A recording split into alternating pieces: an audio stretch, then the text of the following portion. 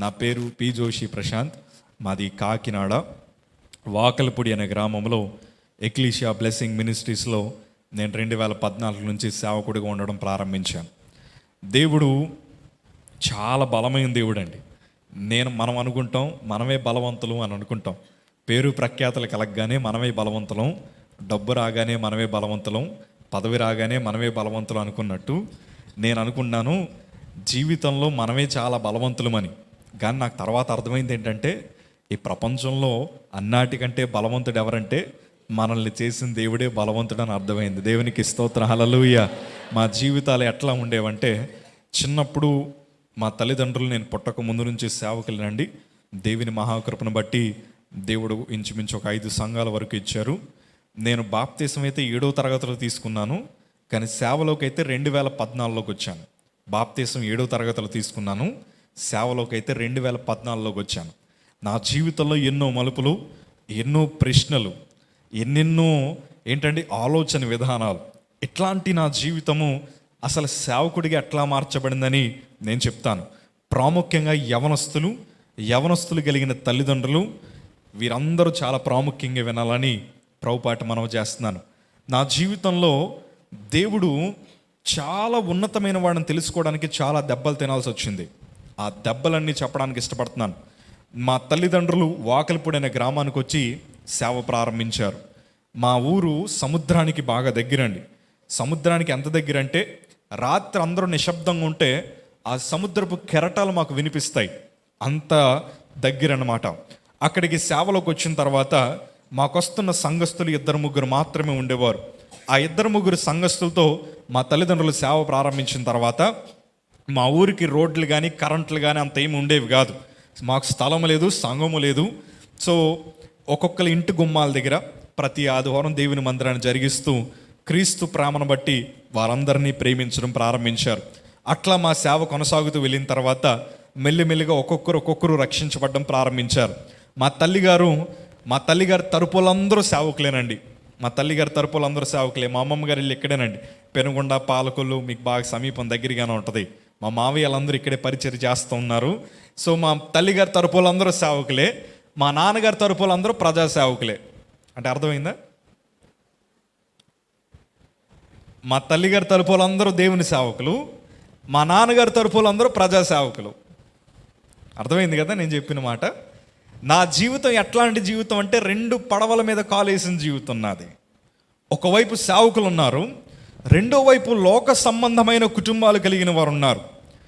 ఒకరోజు ఇట్లాంటి పరిస్థితి మా తల్లిగారు ప్రార్థన చేస్తున్నారు, ప్రభా నాకు మంచి పిల్లలు కావాలి, వారందరూ దేవుని సేవకు వాడబడాలని మా తల్లిగారు ప్రార్థన చేస్తూ ఉంటే ఒక దైవజనరాలు వచ్చి మా తల్లికి ఒక శుభవార్త చెప్పింది. అమ్మా, దేవుడు మీకు ఒక అబ్బాయిని ఇస్తున్నాడు, చాలా మంచిగా సేవకుడిగా వాడుకుంటాడని చెప్పగానే చాలా శుభవార్త అండి మా ఇంట్లో అది. వెంటనే మా తల్లి ప్రార్థన చేయడం ప్రారంభించింది. ప్రభా వారు పుట్టగానే సేవకుడిగా సమర్పించేస్తానయ్యా అని మా తల్లి నన్ను సమర్పణ చేసుకుంది. ఎట్టగాలకి నేను పుట్టడం జరిగింది. పుట్టిన తర్వాత నాకు పెట్టిన పేరే జోషి ప్రశాంత్. నా పేరులో ప్రశాంతం ఉంది, కానీ నా వల్ల మా కుటుంబానికి ప్రశాంతత లేదు. చాలామంది మంచి పేర్లు పెట్టుకుంటారు, కానీ పేరుకు తగ్గ జీవితాలు వారికి ఉండవు. ఎందుకు ఈ మాట అంటున్నానంటే, ఇంటర్ ఆ ప్రాంతంలో చదువుతున్నప్పుడు అండి, ఒకరోజు మమ్మల్ని అల్లరి బాగా ఎక్కువ చేస్తున్నామని స్టేషన్లో పెట్టారు, పోలీస్ స్టేషన్లో పెట్టారు. పెట్టినప్పుడు మమ్మల్ని స్టూడెంట్స్ కాబట్టి బెంచ్ల మీద కూర్చోబెడతారు. అప్పుడప్పుడు ఏం చేస్తారంటే బాగా కౌన్సిలింగ్లు బాగా గట్టిగా ఇస్తూ ఉంటారు. ఆ విషయాలు మీకు తర్వాత చెప్తాను. అక్కడ పక్కన మనకు బోర్డు కనిపిస్తూ ఉంటుంది, నోటీస్ బోర్డు లాగా. అందులో ప్రాముఖ్యంగా రైల్వే స్టేషన్లోని, బస్ స్టాండ్లోని, తర్వాత కొంతమంది దొంగతనాలు చేసేవారు పేర్లు అక్కడ ఫోటోలు రాస్తూ ఉంటారనమాట. ఆ అన్ని పేర్లలో నన్ను ఒక పేరు బాగా ఆకర్షించింది. ఆ పేరేంటో చెప్పమంటారా? ఆ పేరు యేసుబాబు అనమాట. ఏ పేరండి అది? పేరైతే చాలా మంచి పేరు పెట్టుకున్నాడు, కానీ తనుండే స్థితి మంచిది కాదు. నా పేరు కూడా అట్లానే పెట్టారు, జోషి ప్రశాంత్.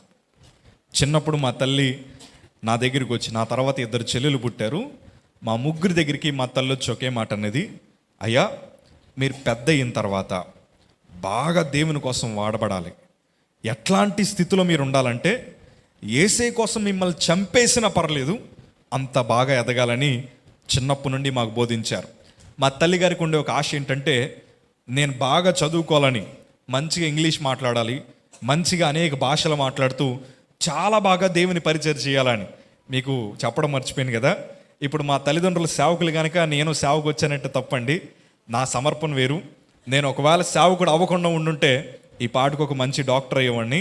సో ఆ డాక్టర్ని కూడా విడిచిపెట్టేశాను. తర్వాత అది అవ్వకపోయినా కానీ ఒక మంచి పొలిటీషియన్ అని అయ్యేవాడిని. కానీ ఆ రెండు కాకుండా దేవుడు అన్నిటికంటే ఉన్నతమైన స్థితిలో దేవుడు పెట్టాడు. అదేంటంటే సత్యాన్ని ప్రకటించే స్థితిలో దేవుడు పెట్టాడు. దేవునికి స్తోత్రం. హల్లెలూయా, హల్లెలూయా. దాన్ని బట్టి చాలా గర్విస్తూ ఉన్నాను. చాలామంది అంటూ ఉంటారు డాక్టర్ చదివేయాల్సింది కదా అని. నిజంగానేనండి, చాలామంది చదవమని ప్రోత్సహించారు. కానీ నేను ఒకటే, యేసయ్య నా ప్రాణాన్ని లేవనెత్తాడు, యేసయ్య నా బ్రతుకుని తీసుకొచ్చాడు. అవాళ నా పరిస్థితులు అవన్నీ చాలా చాలా విచారకరమైన పరిస్థితులు అండి. ఇట్లాగా మా తల్లిగారు నా దగ్గరికి వచ్చి అన్నారు, అయ్యా నిన్ను ఒక స్కూల్లో జాయిన్ చేస్తాం, చదువుకుంటాం అన్నారు. ఎస్, మా స్కూల్లో పేరు బూను స్కూల్ అండి. మా కాకినాడలోనే చాలా పెద్ద స్కూల్ అన్నమాట. పెద్ద స్కూల్ అంటే మొత్తం డబ్బున్న వాళ్ళందరూ అదే స్కూల్లో చదువుతారు. ఆ స్కూల్లో మమ్మల్ని అడ్మిట్ చేసుకోవాలన్నా కానీ తల్లిదండ్రులకి డిగ్రీ ఉండాలి, తల్లిదండ్రులు కూడా చదువుకొని ఉండాలి. మా తల్లిదండ్రులు సరిగ్గా చదువుకోలేదు. కానీ దేవుని మహాకృప, ఆ ప్రిన్సిపల్ గారు క్రైస్తవుడే. ఆయన మమ్మల్ని ప్రేమించి ఏదో ఒకలాగా నన్ను స్కూల్లో జాయిన్ చేసుకున్నారు. జాయిన్ చేసుకున్న తర్వాత మాది సర్వసాధారణమైన ఒక చిన్న సేవకుల కుటుంబం అండి మాది. దేవుడు మమ్మల్ని ప్రేమించి ఒక చిన్న పాక ఇచ్చాడు. ఆ పాక వెనకాల చిన్న సందు లాంటి ఇల్లు అనమాట. ఆ ఇంట్లో ఎట్లా ఉండేవాళ్ళం అంటే, తుఫాను వచ్చినా, ఎండలు వచ్చినా, ఏదన్నా చాలా క్లిష్టమైన పరిస్థితులు వచ్చినా రకరకాలైన జంతువులన్నీ మా ఇంట్లోకి వచ్చేవి. మాకు సరిగ్గా కిటికీలు కూడా ఉండేవి కాదు. మా స్థితిగతులు అసలు బాగుండేవి కాదు. అట్లాంటి పరిస్థితుల్లో మా తల్లిగారు తండ్రి గారు మమ్మల్ని చాలా కష్టపడి పెంచారు, చాలా కష్టపడి పోషించారు. నేను ఆ ఉన్నతమైన స్కూల్లోకి పోయిన తర్వాత ఆ ఫీజులు కూడా కట్టడానికి మా ఇంట్లో స్తోమత సరిపోయేది కాదు. ఎందుకంటే నా వెనకాల 2 చెల్లెల్ని వారు పోషించాలి. వారు పస్తులుండి నన్ను చాలా కష్టపడి పెంచేవారు. ఎందుకు పెంచేవారంటే నేను బాగా మంచి సేవకుని అవ్వాలని, అనేక ప్రాంతాల్లో వాడబడాలని వారు నన్ను చాలా కష్టపడి పెంచారు. చిన్నప్పుడు దేవుడు నన్ను ఇచ్చాడు కనుక చర్చిలో చిన్నప్పటి నుండి మ్యూజిక్ వాయించడం ప్రారంభించాను. సండే స్కూల్లో మ్యూజిక్ వాయించేవాడిని, పెద్దల ఆరాధనలో మ్యూజిక్ వాయించేవాడిని. చిన్నప్పుడు నన్ను ఎట్లా వాయించేవాడిని అంటే ఒక ప్రొఫెషనల్లా వాయించేవాడిని అనమాట. అప్పుడు నన్ను ఏం చేసేవారంటే చాలా సంఘాలకి మ్యూజిక్ వాయించడానికి తీసుకెళ్ళేవారు. ఎంత చిన్న వయసు అంటే నన్ను కుర్చీలో కూర్చోబెడితే కాళ్ళు కూడా కిందకి అందవు, అంత చిన్న వయసులోంచి తీసుకెళ్ళడం ప్రారంభించారు. మా తల్లి నన్ను చూసి ఎంత మురిసిపోయేదంటే, చిన్న వయసులోనే వాడు దేవుని కోసం వాడబడుతున్నాడు, చిన్నప్పుడే వాడు అనేక వాయిద్యాలు వాయిస్తూ దేవుని కొరకు చాలా బాగా వాడబడుతున్నాడని, మా ఇంట్లో ఏది లేకపోయినా దేవుని కోసం వాడబడతాం చూస్తూ ఉంటే చాలా సంతోషపడేవారు. చాలా మంచి కుటుంబం అండి. మా కుటుంబంలో ఎట్లాంటి పరిస్థితులు ఉండేవంటే, ఏమీ లేకపోయినా కానీ ఆ పాకలో కూడా దేవుని మహింపరుస్తూ ఉండేవాళ్ళం. అట్లాంటి జీవితం మాకు వెళ్తూ ఉన్నప్పుడు అండి, మా బంధువులకి యేసయ్య అంటే అసలు ఇష్టం ఉండేది కాదు. యేసు ప్రభుని నమ్ముకున్న వాళ్ళంటే పూర్తి అసహ్యం అన్నమాట. వారు దేవుణ్ణి నమ్ముకున్న వారిని చాలా దారుణంగా దూషిస్తూ ఉండేవారు. అందులో మేము కూడా ఒకలమే. మేము వారి ఇంటికి పోయినా, రేషన్ షాపుకి బియ్యానికి పోయినా మమ్మల్ని అందరి మధ్యన నిలబెట్టి, ఇగోరు అడుక్కునే వాళ్ళు వచ్చారు చూడరా అనేవారు. మా సొంత బంధువులు, మా రక్త సంబంధులు అందరి మధ్యన మమ్మల్ని నిలబెట్టి, ఇదిగోరా అడుక్కునేవారు వచ్చారని. అడుక్కునేవారు ఎందుకంటున్నారు నాకు అర్థం కాలే. తర్వాత వాళ్ళందరూ చెప్పిన మాట ఏంటంటే, మీ మమ్మీ డాడీ ఇంటింటికి వెళ్ళి బియ్యం అడుక్కుంటున్నారు కదరా, మీకు బియ్యం ఎందుకు అని అడుగుతున్నారు. అంటే పాస్టర్లు, సేవకులు సర్వసాధారణంగా విశ్వాసులు ఇంట్లోకి వెళ్ళినప్పుడు విశ్వాసులు ప్రేమించి వారికి తోచింది వారు ఇస్తున్నప్పుడు మా బంధువులు ఏమనేవారంటే, వీళ్ళు యేసయ్యని నమ్ముకున్నారు కానీ అడుక్కు తినే స్థితికి వచ్చేసారని అందరి మధ్యన మమ్మల్ని ఎగతాళి చేస్తూ ఉండేవారు. అదిగోరా హల్లెలూయా వాళ్ళు వచ్చారు, అదిగోరా పాటలు పాడే వాళ్ళు వచ్చారు, అదిగోరా ఏడ్చే వాళ్ళు వచ్చారని అందరి మధ్యన మమ్మల్ని ఎగతాళి చేస్తూ ఉంటే, ఏడ్చుకుంటూ ఇంటికి పోయినప్పుడు మా తల్లి అనేది, వారికి సత్యం తెలియదు కదరా, వారికి సత్యం తెలియదు కదా, ఏమనుకోకండి, అలానే కామ్గా వచ్చేయండి, మన బంధువులే కదా అని మాకు నచ్చ చెప్పేవారు. ఇవాళ సమాజంలో ఎట్లాంటి వాళ్ళు లేరా అండి? యేసయ్యని ఎందుకు నమ్ముకున్నారు, యేసు ప్రభువునే ఎందుకు నమ్ముకున్నారు అని అడిగేవారు ఉంటారు. అలాంటి వాళ్ళందరినీ ఒక ప్రశ్న అడగాలనిపిస్తుంది. ఏంటంటే, రాత్రులు ఫోన్లు పట్టుకొని ఖాళీగా రోడ్ల మీద తిరిగివాడిని ఎవడు ఆపడగడు. యేసయ్యని నమ్ముకున్నావా అని ఎవడు అడగడు. ఏరా ఫోన్లు పట్టుకొని తిరుగుతున్నావే అని ఎవరు అడగరు. తాగేసి వారి భార్యను కొడుతున్నా ఒక్కడు పని చేయడు, మళ్ళీ అందులోకి ఒక్కడెళ్ళి అడగడు. ఏమన్నా అంటే మనకి ఎందుకండి వాళ్ళ కుటుంబ సమస్యలు అని పక్కకు వదిలేస్తారు. కానీ ఎన్ని సమస్యలున్నా ఏ మానవుడు మనల్ని పట్టించుకోడు. కానీ యేసు ప్రభుని నమ్ముకొని పవిత్రంగా బ్రతకాలని, ఏ చెడు వాట్ల జోలికి వెళ్లకుండా దేవునిలో మంచిగా బ్రతికి పరలోకరాజ్యం సాధించుకోవాలని మంచిగా బ్రతికే వాళ్ళందరిని అడుగుతారు, యేసయ్యని ఎందుకు నమ్ముకున్నావు అని. అట్లోళ్ళందరికీ ఒక సమాధానం చెప్పాలనిపిస్తూ ఉంటుంది. సమాజానికి నీచంగా ఉండే నాలాంటి వారిని, సమాజానికి ఎందుకు పనికి రాకుండా సమాజానికి చీడపురుగ్గా మారిన నాలాంటి వారిని మార్చగలిగిన దేవుడు, ఏకైక దేవుడు యేసయ్య మాత్రమే. హల్లెలూయా, హల్లెలూయా. నాకు అట్లాంటి పేరు ఉండేది, నాది అట్లాంటి బ్రతుకుండేది. చిన్నప్పుడు మమ్మల్ని అట్లా పెంచుతూ పోతా ఉంటే స్కూల్కి పోయినప్పుడు అందరూ డబ్బున్న వాళ్ళే. ఆ డబ్బున్న వాళ్ళ పక్కన నన్ను కూర్చోబెట్టుకోవడానికి ఇష్టపడేవారు కాదు. నేను అట్లా కూర్చుంటే అలా పక్కకి జరిగిపోయేవారు. నేను మాట్లాడడానికి వెళ్తే నాతో మాట్లాడేవారు కాదు. చాలా బాధ అనిపించేది. ఒంటరితనం వచ్చేసిందండి. ఎవరు నాతో మాట్లాడలేదేంటి? కేవలం ఒకటే, మా దగ్గర స్థితిగతులు బాలేవు కాబట్టి. అప్పుడు అనిపించేది మనసులో ఒక్కొక్కసారి, అనవసరంగా సేవకుల కుటుంబంలో పుట్టేనేమో, అదేదో మా ఇంట్లో ఓరు వేరే బంధువుల ఇంట్లో పుట్టినా బాగుండు అనిపించేది. అట్లాంటి మనసు వచ్చేసేది ఒక్కొక్కసారి. కానీ అది చెప్పడానికి ధైర్యం సరిపోక మనసులోనే పెట్టుకొని దేవుడిని ఆరాధిస్తూ ఉండేవాడిని. ప్రతిరోజు రాత్రి కుటుంబారాధన జరిగేది మా ఇంట్లో. ఆ కుటుంబారాధనలో యేసయ్య కోసం చాలా బాగా చెప్పేవారు. చెప్పినప్పుడు ఎంత ధైర్యం వచ్చేదంటే, అమ్మో మేము నమ్ముకున్న దేవుడు చాలా గొప్పడు, మేము నమ్ముకున్న దేవుడు చాలా గొప్పడని యేసయ్య కోసం అలా స్మరిస్తూ ఉన్నప్పుడు చాలా సంతోషం అనిపించేది. ఒక్కసారి బయటికి వెళ్ళిన తర్వాత ఆ వాక్యం అంతా ఏమైపోయేది తెలియదు కానీ మర్చిపోయేటోళ్ళం. అప్పుడు నాకు అనిపించేది, ఈ ప్రశ్న మనలో చాలా మందికి వచ్చి ఉంటుందేమో. నాకు కూడా ఆ ప్రశ్న వచ్చింది. అదేంటంటే, యేసయ్య నిజదేవుడు అని ప్రకటిస్తున్నారు కదా మా తల్లిదండ్రులు, యేసయ్య చాలా ఉన్నతంగా మనల్ని దీవిస్తున్నాడని, యేసయ్య చాలా గొప్పవాడని మా తల్లిదండ్రులు ప్రకటిస్తున్నారు కదా, మా బ్రతుకులేటి ఎట్లానే ఉన్నాయి. ఇంకాని యేసయ్యని తిడుతున్న మా బంధువులేమో, యేసయ్యని బండ బూతులు తిడుతున్న మా బంధువులేమో రోజు రోజుకి బిల్డింగ్లు కట్టుకుంటున్నారే, కార్లు కొనుక్కుంటున్నారే, బంగ్లాలు కట్టుకుంటున్నారే. యేసయ్యని తిడుతున్న వారు దీవించబడుతున్నారు. యేసయ్యని ప్రకటిస్తున్న మేము ఒకరు తింటే ఒకరు తినలేని పరిస్థితిలో ఉంటున్నాం. అసలు నిజంగా మేము నమ్ముకున్న దేవుడు నిజమైన వాడే అంటావా? నిజంగా మేము పూజిస్తున్న దేవుడు నిజమైన వాడు అంటావా అని ఆ ప్రశ్న నా హృదయంలో ప్రారంభమైనప్పుడు అండి, ఏం తెలియలో అర్థం కాని పరిస్థితి. కానీ బయటికి చెప్పలేం, ధైర్యం సరిపోయేది కాదు. మా తల్లిదండ్రులు దేవుడు దీవించి మంచిగా గ్రౌండ్ మీటింగ్స్లో సభలు పెట్టడం ప్రారంభించారు. ఆ సభలు పెట్టినప్పుడు దైవజనులు అరుల్ రాజు గారు అని ఒక పాస్టర్ గారు వచ్చి ప్రతి సంవత్సరం నన్ను ఎత్తి మీద చేసి ప్రార్థన చేసేవారు, దేవుడిని ఎలీషాలా వాడుకుంటాడని. చిన్నపిల్లం కదా, బైబిల్ అంటే ఏంటో నాకు తెలియదు, ఎలీషా అంటే ఎవరో నాకు తెలియదు. అట్లాంటి పరిస్థితి, ఫోన్లే పాస్టర్ గారు ఏదో ప్రార్థన చేస్తారు. మా తల్లి అనేది, ఎలీషా చాలా గొప్ప ప్రవక్తరా, దేవుడిని అట్లా వాడుకుంటాడంటే ఏదో మా అమ్మగారు చెప్పుకుంటున్నారులే అని దాన్ని అట్లాగా పక్కన పెట్టేవాడిని. ఇట్లా మా జీవితం కొనసాగుతూ పోతూ ఉంటే ఒకరోజు రాత్రి ఇట్లాంటి సభలు జరుగుతున్నప్పుడు ఒక దైవజనుడు ప్రకటన గ్రంథం గురించి వివరిస్తున్నాడు. ఆ ప్రకటన గ్రంథం గురించి వివరిస్తున్నప్పుడు బాగా చిన్నపిల్లలు మేము ఇటు అటు నిద్దట్లు అటు అటు తూగుతూ ఉంటే ఆ దైవజనుడు బాగా గంభీరమైన శబ్దంతో ఒక మాట చెప్తున్నాడు, దేవుని రాకడ సమీపిస్తుంది అయ్యా, దేవుని రాకడ సమీపిస్తుంది. ఈ రాత్రి మీరు రక్షణ లేకుండా చనిపోతే, ఈ రాత్రి మీరు బాప్తిసం లేకుండా చనిపోతే అయ్యా మీరు నిత్య నరకాగ్నిలోకి వెళ్ళిపోతారని చాలా గంభీరమైన స్వరంతో దేవుని ఆత్మ చేత ఆయన మాట్లాడుతూ ఉంటే సౌండ్ బాక్స్ దగ్గర మేము కూర్చున్నాం. ఒక్కసారిగా గుండెలో భయం ప్రారంభమైంది. మా ఇద్దరు చెల్లెళ్ళు, నేను, మా ముగ్గురు సండే స్కూల్ పిల్లలు, మేమందరం అట్లానే సేవకుడు అంక చూస్తున్నాం. అమ్మో ఈ రాత్రి మనం చనిపోతే మనం నరకానికి వెళ్ళిపోతామని ఇంటికి పోయిన తర్వాత భయంగా కూర్చొని మాట్లాడుకున్నాం. చిన్న పిల్లల సంభాషణ అది. మా ఇల్లు దేనికి దగ్గర అని చెప్పానండి, బాగా ఫాలో అవుతున్నారు. మాకుండే ఏకైక భయం ఏంటో చెప్పనా, సునామీ వస్తే మేమందరము కొట్టుకొని చచ్చిపోతామని. ఎందుకంటే మా ఊరికి సునామీ అలర్ట్లు చాలా ఎక్కువ వచ్చేవి. సునామీ వస్తే మాకు ఈత రాదు, చిన్న పిల్లలం, చిన్న ప్రవాహానికే కొట్టుకుపోతాం. అట్లాంటిది మా బ్రతుకులు ఏమైపోతాయి. మా చిన్న చెల్లి అంది, అన్నయ్య మనందరం బాప్తీసం తీసుకుందాం అంది. నేనే 7వ తరగతి అంటే మా చెల్లిది ఇంచుమించు 6 సంవత్సరం ఉంటాయి, చాలా చిన్నది ఆ పిల్ల. తను అంది, అన్నయ్య మనందరం బాప్తీసం తీసుకుందాం అంది. మేమందరం ఉదయాన్నే లేచి బాప్తీసం తీసుకున్నాం. నా ఆత్మీయ జీవితం అక్కడ ప్రారంభమైంది. 7వ తరగతిలో బాప్తీసం తీసుకున్నాను. ఇప్పటివరకు నా జీవితం అంతా ఎట్లా ఉంది, సర్వసాధారణమైన జీవితం కదా. ఇప్పటివరకు నా జీవితం ఎలాగుందో అందరికలా నార్మల్గా కొనసాగిపోయింది. బాప్తీసం తీసుకున్నాను సుమి. తీసుకున్న తర్వాత నా హృదయంలో ఎంత సంతోషం అంటే, అయ్యా యవనస్తులు చాలా జాగ్రత్త వినాలి, ఎంత సంతోషం వచ్చిందంటే, యేసయ్య నాకు తోడుగా ఉన్నాడయ్యా, యేసయ్య నాకు తోడుగా ఉన్నాడని చాలా సంతోషం వచ్చేసి బాప్తీసం తీసుకున్న తర్వాత కొంచెం భక్తి అప్గ్రేడ్ అవుతుంది కొంచెం. అంటే ఎట్లా అంటే, చేసే పావు గంట ప్రార్థన కాస్త గంట అయ్యిద్ది, ఏంటండి, ఆదివారం 10ంటికి ఆరాధన అయితే 9:30కే మనం వచ్చేస్తాం.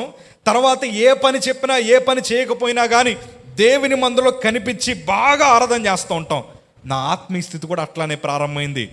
బాప్తీసం తీసుకున్న తర్వాత చర్చిలో ఎంత కష్టమైన పనైనా చేయడం, పాంప్లెట్లు పంచిపడడం, వాల్ పోస్టర్లు అంటించడం, అన్నీ చేయడం, చాలా కఠినమైన పనులతో సహా అన్ని పనులు చేయడం ప్రారంభించాం. భక్తి బాగా పెరిగిపోయింది. మా ఇంట్లో ఒక సెకండ్ హ్యాండిల్ సైకిల్ కొన్నారండి. ఆటో కూడా డబ్బులు లేకపోతే కొన్ని రోజులు డబ్బులు పోగు చేసి ఒక సెకండ్ హ్యాండిల్ సైకిల్ ఒకటి కొన్నారు. మా ఇంటి దగ్గర నుంచి మా స్కూల్కి 3 కిలోమీటర్ల దూరం. అయ్యా, ఇదంతా ఎందుకు చెప్తున్నానంటే నా భక్తి జీవితం అట్లాంటివి చెప్తున్నా. సైకిల్ తొక్కుని వచ్చినప్పుడు సినిమా పోస్టర్లు కనిపించాయి. సినిమా పోస్టర్ కనిపించగానే ఏడ్చుకుంటూ ఇంటికి వచ్చేసి బ్యాగ్ ఒక మూల పడేసి బలిపేట మీద పడిపోయి ఏడ్చేసేవాడిని. నా 7వ తరగతి భక్తి జీవితం ఎట్లా ఉండేదంటే, ఆ సినిమా పోస్టర్ చూశాను కాబట్టి అయ్యా నా కళ్ళు అపవిత్రమైపోయాయి, నా కళ్ళు అపవిత్రమైపోయాయి ప్రభా, నన్ను క్షమించయ్యా అని నా 7వ తరగతిలో బలిపేట మీద పడి ఏడ్చేవాడిని. ఎవరన్నా బూతులు మాట్లాడుతున్నా ఆ బూతులు నా చెవికి వినిపించిన దేవుని మందిరానికి వచ్చి ఏడ్చేసేవాడిని. అందరికీ ఆశ్చర్యం వేసేది, అమ్మో ఇంత అలా ఏడుస్తూ ప్రార్థన చేస్తున్నాడని. అయ్యా మీకు విషయం చెప్తాను, బైబిల్ ఎవరన్నా కింద పెట్టేసినా ఆ బైబిల్ని ఇలా హత్తుకొని బైబిల్ని ముద్దు పెట్టుకొని, ఎవరేసయ్యా నిన్ను కింద పెట్టారు, మా ఏసైని ఎవరండి కింద పెట్టారని బైబిల్తో అంత అమితమైన ప్రేమ జీవితం నాకు అది. అట్లా ఉండేది నా భక్తి జీవితం. కానీ బాధాకరమైన విషయం ఏంటంటే, అయ్యా ఆ భక్తి 3 నెలలు మాత్రమే ఉందయ్యా. ఎన్ని నెలలు? 3 నెలలు. 3 నెలలు మాత్రమే ఉంది. ఇవాళ ఇక్కడ కూర్చున్న యవనస్తులను అడుగుతున్నాను, రక్షణ తీసుకున్నవారిని ఒక ప్రశ్న అడగాలని ఇష్టపడుతున్నాను. రక్షణ తీసుకున్న తొలి దినాల భక్తి ఇంకా మన దగ్గర ఉందా? రక్షణ తీసుకున్న తొలి దినాల్లో మనము దేవుని ఎదుట సంతోషించిన ఆత్మీయ స్థితి ఇంకా మీ గుండెల్లో అట్లానే రగులుతుందా? అయ్యా, రగలకపోతే దేవుణ్ణి మనం గాయపరుస్తున్నట్టే. నా జీవితం అట్లా పోయింది. నా 7వ తరగతిలో ఒకరోజు ఖాళీ పీరియడ్ దొరికితే, టీచర్లు రాలేదు. మా క్లాస్ వాళ్ళు అందరికీ తెలుసు నేను క్రిస్టియన్ను, పైగా నేను చర్చ్లో మ్యూజిక్ వాయిస్తాను అందరికీ తెలుసు. అవాళ బెంచ్ మీద కూర్చొని సరదాగా వాయిస్తూ ఉంటే మా మ్యూజిక్ సార్ అట్లా నడుచుకుంటూ పోతున్నాడు. చూశాడు, విన్నాడు, చాలా బాగా వాయిస్తున్నావయ్యా, ఎక్కడ నేర్చుకున్నావు అంటే, లేదండి చిన్నప్పటి నుండి దేవుని మందులో కొడతానండి అని చెప్పగానే, వెరీ గుడ్, కమ్ కమ్ అని చెప్పి తీసుకెళ్ళి నన్ను ఒక మ్యూజిక్ రూమ్లో కూర్చోబెట్టారు. అయ్యా మీకు విషయం చెప్తాను, చిన్నప్పటి నుండి అదే స్కూల్లో చదువుతున్నా, చిన్నప్పటి నుండి నాకు వాయిద్యాల తలాంత ఉందని తెలిసినా అది అప్పటి వరకు బయటికి రాలేదు. ఎప్పుడు బయటకు వచ్చిందో తెలుసా? ఎప్పుడైతే రక్షణ పొందానో అప్పుడే నా తలాంతు బయటికి రావడం ప్రారంభమైంది. అది కూడా ఒక్కొక్కసారి ప్రమాదకరమే. బయటకు వచ్చిన తర్వాత మా స్కూల్ టీచర్ అన్నాడు, అందరి మధ్యన కూర్చోబెట్టాడు, అందరూ చాలా నా వైపే చూస్తున్నారు. చూస్తున్నప్పుడు మా సార్ అన్నాడు, మీరందరూ పాట పాడినమ్మా, జోషి మ్యూజిక్ వాయిస్తాడన్నారు. స్కూళ్ళల్లో అయితే ఏ పాటలు పాడతారండి? చర్చుల్లో అయితే దేవుని పాటలు పాడతారు, స్కూళ్ళల్లో కాలేజీలో అయితే సినిమా పాటలు పాడతారు. అయ్యా, చిన్నప్పటి నుండి ఆరాధనలోనే వాయించే నా చేతులు, చిన్నప్పటి నుండి దేవుని పాటలు పాడుతున్నప్పుడు సంతోషంగా నా తలాంతుని దేవుని కోసం ఉపయోగించిన నా చేతులు, ఆవేళ వారు సినిమా పాట పాడుతూ ఉంటే హృదయంలో 2 ప్రశ్నలు ప్రారంభమయ్యాయి. ఒక క్రైస్తవుడిగా నేను ఆ పాటకు వాయించాలా వద్దా? ఒక క్రైస్తవుడిగా నేను ఆ పాటకు వాయించాలా వద్దా? వాయించకూడదని నా హృదయం చెప్తుంది. కానీ ఎదుటి మనుషులను చూసినప్పుడు నేను వాయించకపోతే నాకు రాదనుకుంటారేమో అనిపించింది. ఈ రెండిట్ల మధ్యన మిగిలిపోయాను నేను. కానీ ఒకటి ఏం చేయాలో అర్థం కాక ఆ పాటకి వాయించేశానండి. నా జీవితంలో మొట్టమొదటిసారి నా దేవుడు నాకు ఇచ్చిన తలాంతుని, నా యేసయ్య నాకు సేవ కోసం ఇచ్చిన తలాంతుని సినిమా పాటకు వాయించేసరికి హృదయంలో ఏదో తెలియని ఆందోళన, ఆవేళ చాలా బాధ అనిపించింది. ఆ పాటకు వాయించినప్పుడు నా చుట్టూ ఉండే వారందరూ చాలా బాగా చప్పట్లు కొట్టారు. మా సార్ నా భుజం తట్టి, ఇన్నాళ్ళు ఏమైపోయావరా, నువ్వు చాలా టాలెంట్ ఉంది కదా, ఇది దాచుకుని ఎందుకున్నావు అని ఇలా పొగిడేస్తుంటే ఆ పొగడ్తలకి సంతోషపడ్డాను. కానీ ఇంటికొచ్చి దేవుని మందిరాన్ని చూసినప్పుడు ఏదో తెలియని దూరం ఏర్పడిందండి. నాకు దేవునికి తెలియని దూరం ఏర్పడింది. ఆ దూరం ఎట్లాంటి దూరం అంటే, దేవుని మందిరం లోపలికి ధైర్యంగా వెళ్ళలేకపోయాను. దేవుని బలిపీఠం మీద పడి ఏడ్చే నేను ఆ బలిపీఠం దగ్గరికి వెళ్ళడానికి భయపడ్డాను. దేవుని మందిలోకి వెళ్ళడానికి భయపడి డైరెక్ట్గా ఇంట్లోకి పోయి ఆ రాత్రంతా మనశ్శాంతి లేదు. ఆ రాత్రి పడుకునేటప్పుడు ఒక చిన్న ప్రార్థన చేశాను. ప్రభా, నేను తెలియక వాయించేశానయ్యా సినిమా పాటకి, నన్ను క్షమించేసయ్యా, ఇంకెప్పుడు అట్లాంటి పాటలకు నేను వాయించిన ప్రభా అని రాత్రి చాలా స్ట్రాంగ్గా తీర్మానం తీసుకున్నాను. నెక్స్ట్ రోజు అయ్యింది, సంతోషంగా రెడీ అయ్యాను, స్కూల్కి పోయాను. స్కూల్కి వెళ్ళిన తర్వాత మీకు ఒక విషయం చెప్తాను. పాపం మనల్ని ఆకర్షిస్తుంది. పాపం మనల్ని ఏం చేస్తుంది? ఆకర్షిస్తుంది. ఎవ్వరు నన్ను పిలవలేదండి. నేనే నడుచుకుంటూ పోయి ఆ మ్యూజిక్ రూమ్లో కూర్చొని బాత్తో చెప్తున్నాను. ఆ వాల్ట్ నుంచి సినిమా పాటలకు వాయించడం ప్రారంభించాను. యేసయ్య నాకు ఇచ్చిన తలాంతిని సినిమా పాటలకు ఉపయోగించడం ప్రారంభించాను. అందరి మధ్యన వాయించడం ప్రారంభించాను. ఆదివారం దేవుని మందిరంలో వాయించేస్తున్నాను, స్కూళ్ళలో సినిమా పాటలకు వాయించేస్తున్నాను. నా భక్తి జీవితం అట్లా ప్రారంభమైపోయింది. నేను సంపాదించుకున్న ఆత్మీయ స్థితి పడిపోవడం ప్రారంభమైంది. భయం పోయిందండి. పాపం చేసినప్పుడు ప్రారంభంలో భయం ఉంటుంది, మెల్లిమెల్లిగా అది అలవాటు అయ్యేసరికి మనకి దేవుని మీద భయము మెల్లిమెల్లిగా తగ్గిపోద్ది. తగ్గిపోయిన తర్వాత మా స్కూల్ వారు నన్ను కాంపిటీషన్గా పంపడం ప్రారంభించారు. ఎక్కడికి పోయిన విజయమే, ఎక్కడికి వెళ్ళిన విజయమే. అది ఎట్లాంటి స్థితికి వచ్చిందంటే, ఇప్పుడైతే మన ఆంధ్రప్రదేశ్ విడిపోయింది, కానీ అప్పుడు మేము చదువుకుంటున్న టైంలో విడిపోలేదు. ఆ సమయంలోనే ఆంధ్రప్రదేశ్ అంతట్లో రాష్ట్ర స్థాయి 3వ స్థానాన్ని సంపాదించుకున్నానండి. మ్యూజిక్లో స్టేట్ వైడ్ 3rd ప్లేస్ వచ్చింది నాకు. చాలా ఉన్నతమైన స్థితి అనమాట అది. ఎందుకంటే మనం చాలా మట్టికి సరిగంప ఇట్లాంటి జడ్జెస్ వస్తాం కదా, అట్లాంటి పెద్దోళ్ళందరూ వచ్చారు. వారందరి మధ్యన స్టేట్ లెవెల్లో 3rd ప్లేస్ సంపాదించుకున్నాను. మా స్కూల్కి వచ్చాను, న్యూస్ పేపర్ వాళ్ళు వచ్చారు, ఫోటో తీసుకున్నారు. మొట్టమొదటిసారి కలర్ ఫోటో పేపర్లో పడింది. ఆ పేపర్లో పడిన ఫోటోని కత్తిరించుకొని పుస్తకాల్లో పెట్టుకొని చాలా సంతోషపడ్డాను. నెక్స్ట్ రోజు మా స్కూల్ అసెంబ్లీలో జోషి ప్రశాంత్ అని పిలవగానే ఎవ్వరూ నా పక్కన కూర్చోడానికి ఇష్టపడలేని నా స్నేహితులు, నేను ఆ స్టేజ్ మీదకి వెళ్తూ ఉంటే చప్పట్లు కొడుతున్నప్పుడు హృదయంలో ఎంత సంతోషం అనిపించిందంటే, వీరందరి ఘనతలు నేను సంపాదించుకున్నాను, వీరందరి ప్రేమను నేను సంపాదించుకున్నాను. ఆ ప్రైజ్ తీసుకున్నప్పుడు నా హృదయంలో కలిగిన చెడు తలాంపంతా ఒకటే, నేను దీవించబడాలంటే ప్రార్థన అక్కర్లేదయ్యా, నేను ఉన్నతమైన స్థితికి వెళ్ళాలంటే యేసు ప్రభు నాకు అక్కర్లేదు, తలాంతు ఉంది చాలు అనుకున్నాను, టాలెంట్ ఒకటి ఉంటే చాలు అనుకున్నాను. అప్పటి నుంచి నా బ్రతుకంతా దేవునికి దూరంగా మార్చబడింది. ఒకరోజు ధైర్యం సరిపోలేదు ఒకప్పుడు, కానీ ధైర్యం వచ్చేసి మా తల్లిగారి దగ్గరికి వెళ్ళి అడిగాను, నన్ను అడగకుండా నన్ను ఎవడు సేవకి సమర్పించమన్నాడమ్మా నిన్ను? నన్ను అడగాలి కదా, నా ఇష్టాలు తెలుసుకోవాలి కదా. ఎప్పుడో తెలిసే ఈ మాటలన్నీ, ఎప్పుడైతే పాపం నా జీవితంలోకి వచ్చిందో నా ఇష్టం అనే పదం ప్రారంభమైంది. నాకు ఇష్టం వచ్చింది కదా నువ్వు చేయాల్సింది, నాకు ఇష్టమైనప్పుడే కదా నువ్వు సేవకి ఇవ్వాల్సింది అని మా తల్లిగారితో అన్నప్పుడు మా తల్లికి చాలా ఆందోళన ప్రారంభమైంది. నేను అట్లా స్కూల్లో ఎదుగుతున్నప్పుడు నా స్నేహితులు బహుగా పెరిగిపోయారు, చాలా వెచ్చలవిడిగా పెరిగిపోయారు స్నేహితులు. నా ఇంటర్కి వచ్చేసరికి నా స్నేహితుల సంఖ్య ఎంతో చెప్పనండి, నేను ఫోన్ బుక్ సరిపోక రికార్డు బుక్స్లో రాసుకునేవాడిని. సుమారు 2600 మంది స్నేహితులు ఉండేవారు. ఎక్కడికి పోయిన స్నేహితులే. నేను వాట్సాప్, ఫేస్బుక్, ఇన్స్టాగ్రామ్ గురించి మాట్లాడలే. నేను ప్రతిరోజు నాతో తిరగాలనుకున్న నా స్నేహితులే మా లొకాలిటీస్లో 2600 మంది ఉండేవారు. మీకు ఇంకో విషయం చెప్తాను. ప్రజెంట్ ఇప్పుడు నా స్నేహితులు కార్పొరేటర్లుగా పనిచేస్తున్నవారు ఉన్నారు. ప్రజెంట్ నా క్లాస్మేట్స్, నా సీనియర్స్ ది యంగెస్ట్ ఎమ్మెల్యేస్గా పనిచేస్తున్నారు, సివిల్స్లో పనిచేస్తున్నవారు ఉన్నారు, అన్ని రంగాల్లో పనిచేస్తున్న ఉన్నారు. టాప్ మోస్ట్ పొలిటీషియన్ పిల్లలు నా స్నేహితులుగా ఉన్నారు. అయ్యా, నా బ్యాక్గ్రౌండ్ చాలా మెల్లిమెల్లిగా పెరిగిపోవడం ప్రారంభించింది. నా బ్రతుకు 10వ తరగతికి వచ్చేసరికి అయ్యా, మా స్కూల్లో అండర్-16, అండర్-17 ఈస్ట్ గోదావరి స్టూడెంట్ ఏంటంటే వైస్ కెప్టెన్గా చేశాను క్రికెట్కి. నా పరిస్థితి అట్లా పెరిగిపోయింది. 10వ తరగతికి వచ్చేసరికి మా స్కూల్లో నా బెస్ట్ ఫ్రెండ్ అనమాట, వాడు ఇప్పుడు చెన్నైలో సినిమాలు తీస్తూ ఉంటాడు. మనం చెన్నై పోయినప్పుడు వాడి ఫ్లెక్స్లు బాగా కనిపిస్తూ ఉంటాయి అన్నమాట. హోర్డింగ్స్లో ఏ బ్రాండ్ అడ్వర్టైజ్మెంట్ అయినా వాడు అందులో ఖచ్చితంగా వాడు ఉంటాడు. ఆ స్నేహితుడు సినిమా రంగంలో మనకు బాగా తెలుసుగా. ఆ సినిమా రంగంలో ఉండే స్నేహితుడు 10వ తరగతిలో ఉన్నప్పుడు నా దగ్గరికి వచ్చే మాట అన్నాడు, జోషి, అబ్బాయిలందరూ నీ వెనకాల తిరుగుతున్నారా, అమ్మాయిలు ఎవ్వరు నీ వెనకాల తిరగట్లేదు అన్నాడు. ఎన్నో తరగతి నేను?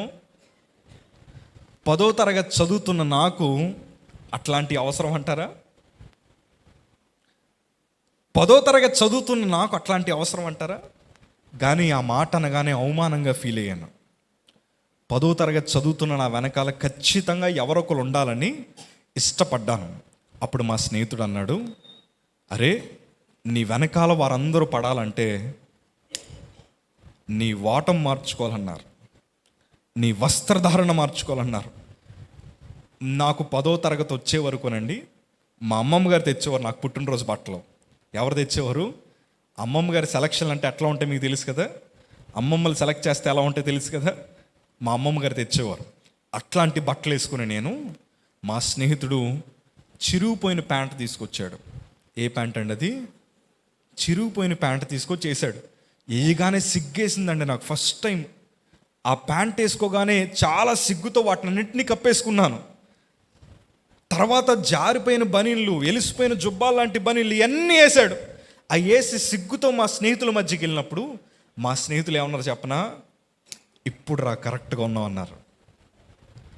మంచి బట్టలు వేసుకున్నంత సేపు ఎవ్వరు నన్ను పొగడలేదు, కానీ ఎప్పుడైతే జారిపోయిన ప్యాంట్లో, చిరిగిపోయిన ప్యాంట్లో, అరిగిపోయిన ఎప్పుడైతే వేసుకోవడం ప్రారంభించానో మా స్నేహితులు అన్నారు, అమ్మో జోషి చూడరా ఎలా మారిపోయాడో, ఇప్పుడు బాగున్నావు, ఇప్పుడు బాగున్నావు అనేసరికి మనసులో ఏదో కొంచెం ధైర్యం వచ్చింది.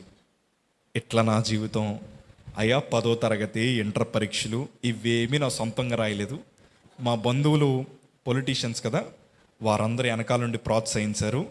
ఆ అంటే అక్షరం మొక్క నాకు రాదు, కానీ నా పర్సంటేజ్ 80-85% ఉంటుంది నాది. 80-85%. ఈ మాటలన్నీ మీకు ఎందుకు చెప్తున్నానంటే, అయ్యా మనుషులు, పొలిటీషియన్లు అందరూ తోడుంటే చాలు ఏదైనా సాధించవచ్చు అన్న ధీమాలో ఎవరన్నా యవనస్తులుంటే, కొంతమంది అంటారు కదా, మా ఇంట్లో మా అక్కది, మా ఇంట్లో మా పెద్దనాన్నది, మా ఇంట్లో వీళ్ళది, మా ఊళ్ళే పెద్ద, మా ఊర్లో ఇదే అన్నప్పుడు చాలామంది ఉంటారు కదా. అయ్యా అట్లాంటి బ్యాక్గ్రౌండ్లు చాలానే ఉన్నాయి. అట్లా బ్రతికి నేను కాలు మీద కాలేసుకొని మా వెనకాల బ్యాక్గ్రౌండ్ చాలా గొప్పదని నీచమైన కార్యక్రమాలు చేసిన వ్యక్తిని నేను. 2013 తెలంగాణ పోరు వచ్చినప్పుడు ఈస్ట్ గోదావరి స్టూడెంట్ జేఏసీ కన్వీనర్గా చేశాను నేను. నా కింద ఒక 16 కాలేజీలు ఉండేవి. జోషి ప్రశాంత్ అనే నాకు మా కాకినాడలో ఉండే ఒక పేరు ఏంటంటే, ఎవ్వరికీ రానంత మంది జోషి ర్యాలీ పెడితే వస్తాడన్నట్టు ఉంటుంది. అంటే ఎవరన్నా ఎందులోనైనా యూత్ పాలిటిక్స్లో పార్టిసిపేట్ చేయాలంటే ఖచ్చితంగా వారికి నా సపోర్ట్ ఉండాలి. అంటే మోస్ట్ ప్రాబ్లీ కాకినాడలో 60% మంది యవనస్తులు నా వెనకాల ఉంచుకున్నాను నేను. కాలేజీలో వేలాది మంది పోతే ఆ వేలాది మందిలో 60% మంది నా వెనకాల ఉండేవారు. అందుకే చెప్పాను కదా, నా ఫోన్ కాంటాక్ట్స్లోనే 2600 మంది పైనే కాంటాక్ట్స్ ఉండేవి. ఎంత వెచ్చలి పెడతానమంటే, అయ్యా మీకు మాట చెప్తాను, చిన్నప్పుడు నా భక్తి జీవితాన్ని ఎందుకు అట్లా ప్రస్తావించానంటే, మా ఇంట్లో నేను ఇంటర్కి వచ్చేసరికి నా జ్ఞానం మారిపోయింది. కొంచెం ఎదిగేసరికి నా జ్ఞానం మారిపోయి దేవుని మందిరం అంటే పూర్తి అసహ్యం వచ్చేసింది. ఎందుకు అసహ్యం అంటే, ఎక్కడికన్నా స్నేహితులతో బయటికి వెళ్దాం, ఆదివారం మానేసి దేవుని మందిరం మానేసి బయటికి వెళ్దాం అంటే మా తల్లి నన్ను నిలబెట్టి అందరి ముందర తిట్టేది. దేవుడు మనకి చాలా ఎక్కువయ్యా, దేవుడు మాత్రమే మనకి స్నేహితుడిగా ఉండాలి, లోకం స్నేహితుడిగా ఉండకూడదని మా తల్లిగారు నాకు ఖండితంగా బోధిస్తే, ఖండితమైన భక్తి ఆ మాటలు నాకు నచ్చలేదు. అసలు నేను సినిమాకి వెళ్ళొద్దని చెప్పడానికి యేసయ్య ఎవరు? ఆదివారం గుడికి రావాలో వద్దో చెప్పడానికి యేసయ్య ఎవరు? నేను నా స్నేహితులతో తిరుగుతాను, నా ఇష్టానుసారంగా బ్రతుకుతాను. అసలు యేసయ్య ఎవరు నా జీవితాన్ని అట్లాగా ఆయన బంధించడానికి అని యేసయ్య మీద వ్యతిరేకంగా తిరగడం ప్రారంభించాను. అయ్యా నా పరిస్థితి ఎట్లా మారిపోయిందంటే, భారతదేశానికి ఉన్నట్టు 3 రంగులు ఉండేవి నా ఎదర. నా తల ముందు చూశారు, నా తల ముందర 3 రంగులు ఉండేవి. అయ్యా దీనికోసం ఎందుకు చెప్తాను తర్వాత చెప్తా. ఆ 3 రంగులు ఎట్లా కిందకి ఏలబడిపోయి ఎంత పెద్ద పిలకల ఉండేది. వెనకాల ఒక పెద్ద పిలక ఉండేది. చెవి దగ్గర ఆడపిల్లలు పెట్టుకున్నట్టు మ్యాగ్నెట్ స్టడ్లు ఉండేవి. అయ్యా మీకు ఒక విషయం చెప్తాను, ఇక్కడ నుంచి ఇదంతా టెంపరీ టాటూలు అండి. మా ఫ్రెండ్స్లో చాలామంది నాకు స్టిక్కరింగ్లు వేసేవారు, రకరకాల బొమ్మలు మెయింటైన్ చేసే నేను. అలాగ దేవుని మందులో కూర్చుంటే మా తల్లి దేవుని వైపు చూసి గుండెలు బాదుకొని ఏడ్చింది. అయ్యా వీడు సేవకుడిగా ఉండి చచ్చిపోయినా బాగుండు అనుకున్నాను, కానీ నా కొడుకు పాపంతో చచ్చిపోకూడదు అని మా తల్లి మందులో గుండెలు బాదుకొని ఏడ్చింది. మా ఊర్లో వాళ్ళందరూ కంప్లైంట్ చేయడానికి వచ్చారు. అమ్మా మీ అబ్బాయి బండిని మొదటి గేర్లో పెట్టి సైలెన్సర్కి చాలా పెద్ద సౌండ్ పెట్టుకొని ఎదర్ టైర్ లేపుకొని వెళ్ళిపోతున్నాడమ్మా, ఎవరినన్నా గుద్దేస్తే అమ్మా పాస్టర్ గారు మీరే, మీ పరువు పోతుందమ్మా అని మందిరానికి వచ్చి నా మీద కంప్లైంట్ చేయడం స్టార్ట్ చేశారు. మా తల్లి వచ్చింది, అరే నీకు ఊర్లో మంచి పేరు లేదయ్యా, మేము ఇప్పటి వరకు చాలా మంచిగా సాక్ష్యం సంపాదించుకొని బ్రతికిన వాళ్ళం, నీ వల్ల మా సాక్ష్యం అంతా పోతుందిరా, నీ ప్రవక్తన వల్ల మా సాక్ష్యం అంతా పోతుందిరా అంటే అప్పుడు నేను మా తల్లికి చెప్పిన సమాధానం ఏంటో చెప్పనా, నా ఇష్టానుసారమైన జుట్టుకి రంగు నేను వేసుకుంటాను, నువ్వెవరు అడగడానికి?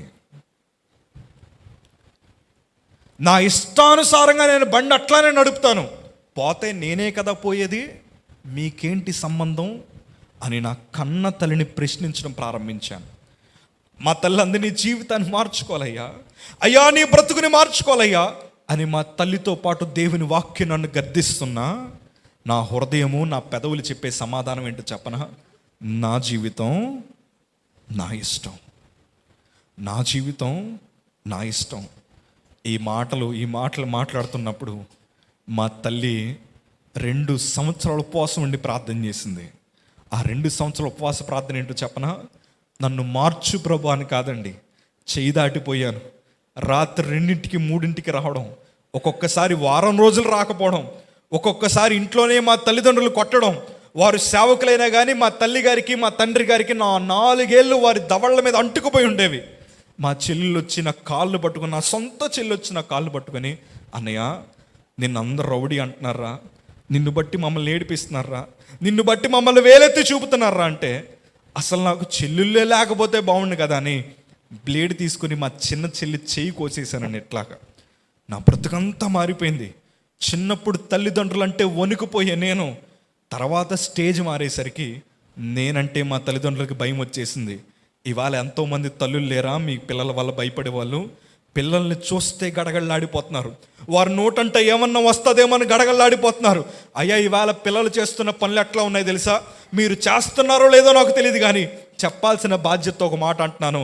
పిల్లలందరూ ఇవాళ ఏమంటున్నారు చెప్పనా, నువ్వు బండి కొనకపోతే నేను ఫ్యాన్ కురేసుకుని చచ్చిపోతానమ్మా అంటుంటే తల్లులు గుండెలు పగిలిపోతున్నాయి. డాడీ నువ్వు నాకు ఫోన్ కొనకపోతే నీ అంత చేతగానోడు లేడు డాడీ అని నాన్నని అంటుంటే నాన్న గుండె పగిలిపోతుంది. కూతుర్లు అంటున్నారు, లోపలికి వెళ్ళిపోయి తలుపులు వేసేసుకుంటున్నారు.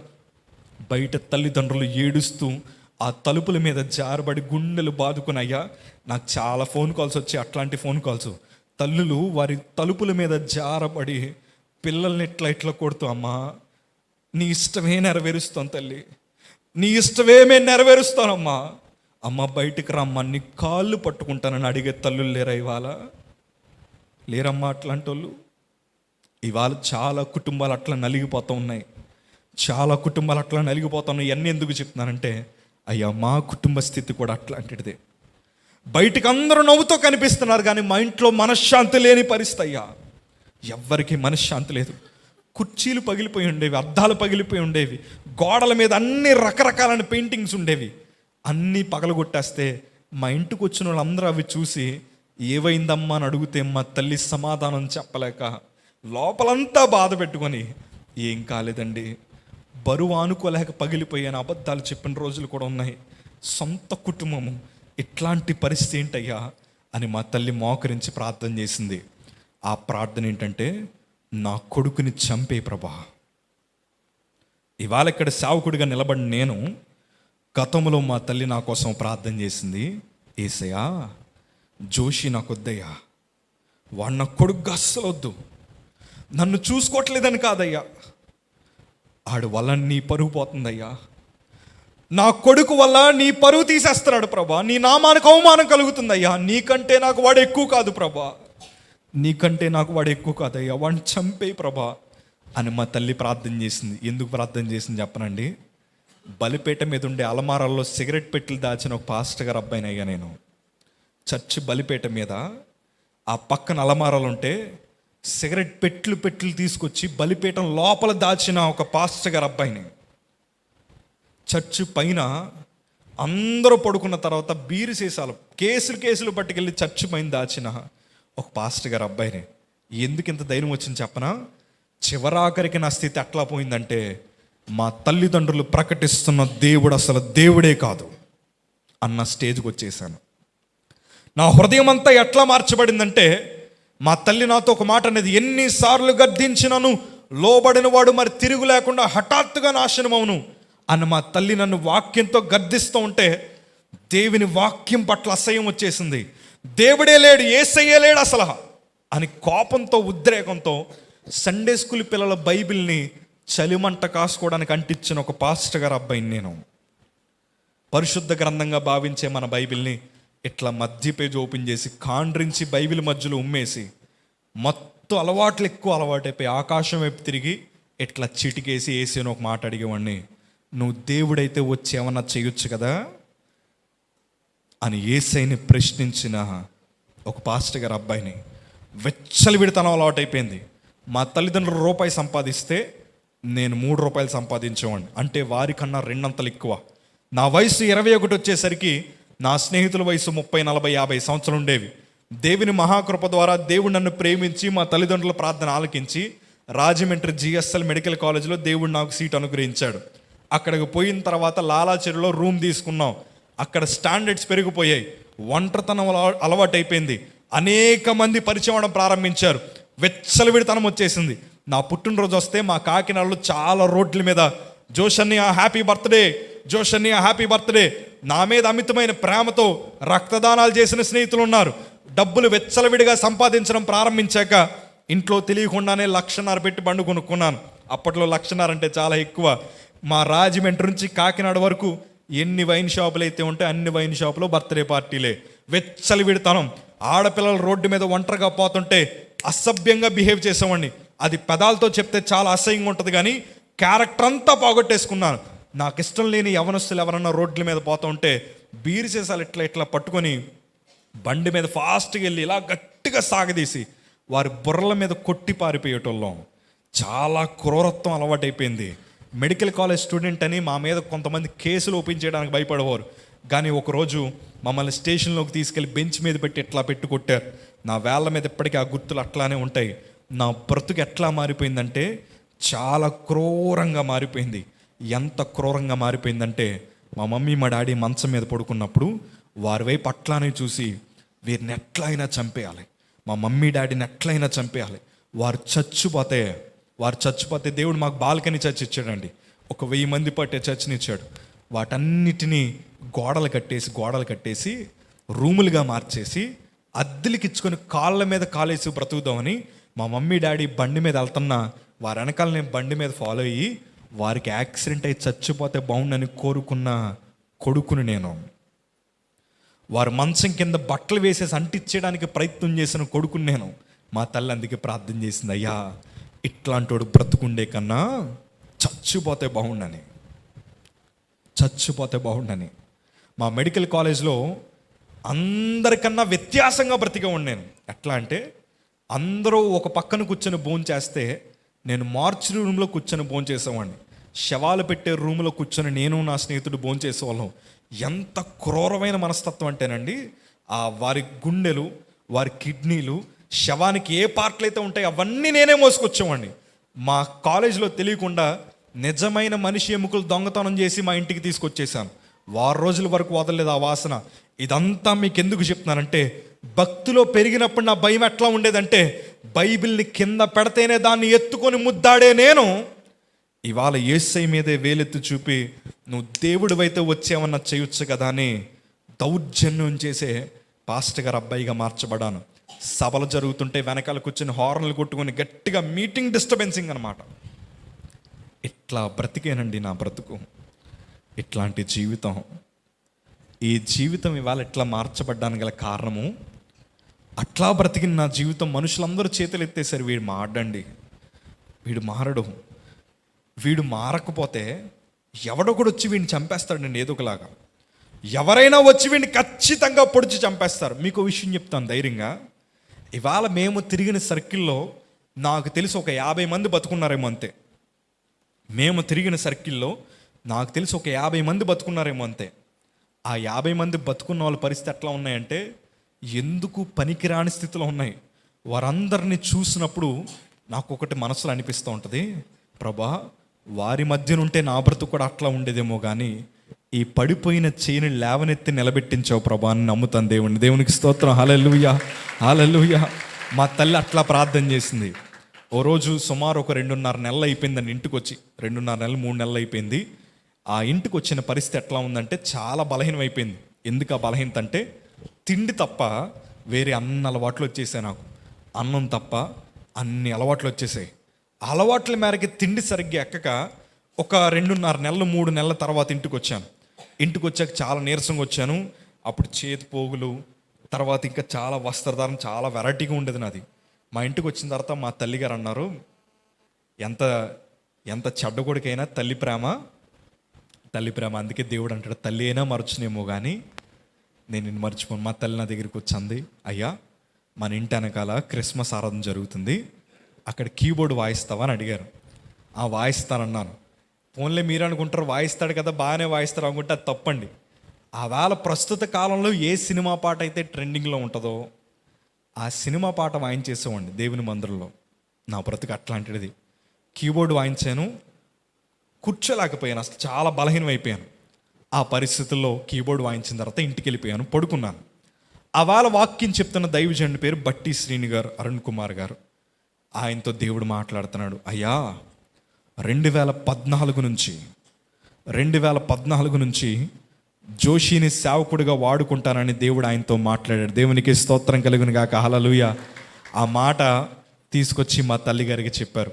నేను చచ్చిపోవాలని ప్రార్థన చేస్తున్న మా తల్లి గారి దగ్గరికి వచ్చి, అమ్మా 2014 నుంచి మీ అబ్బాయిని దేవుడు వాడుకోబోతున్నాడమ్మని చెప్పగానే అన్ని కష్టాలు అన్ని బాధలు మర్చిపోయి మా తల్లి చాలా మంచిగా సంతోషంగా పరిగెత్తుకొని వచ్చి లోపలికి వచ్చి నా తల మీద చేసి అంటుంది. ఆ రాత్రి సందర్భం నాకు బాగా గుర్తండి.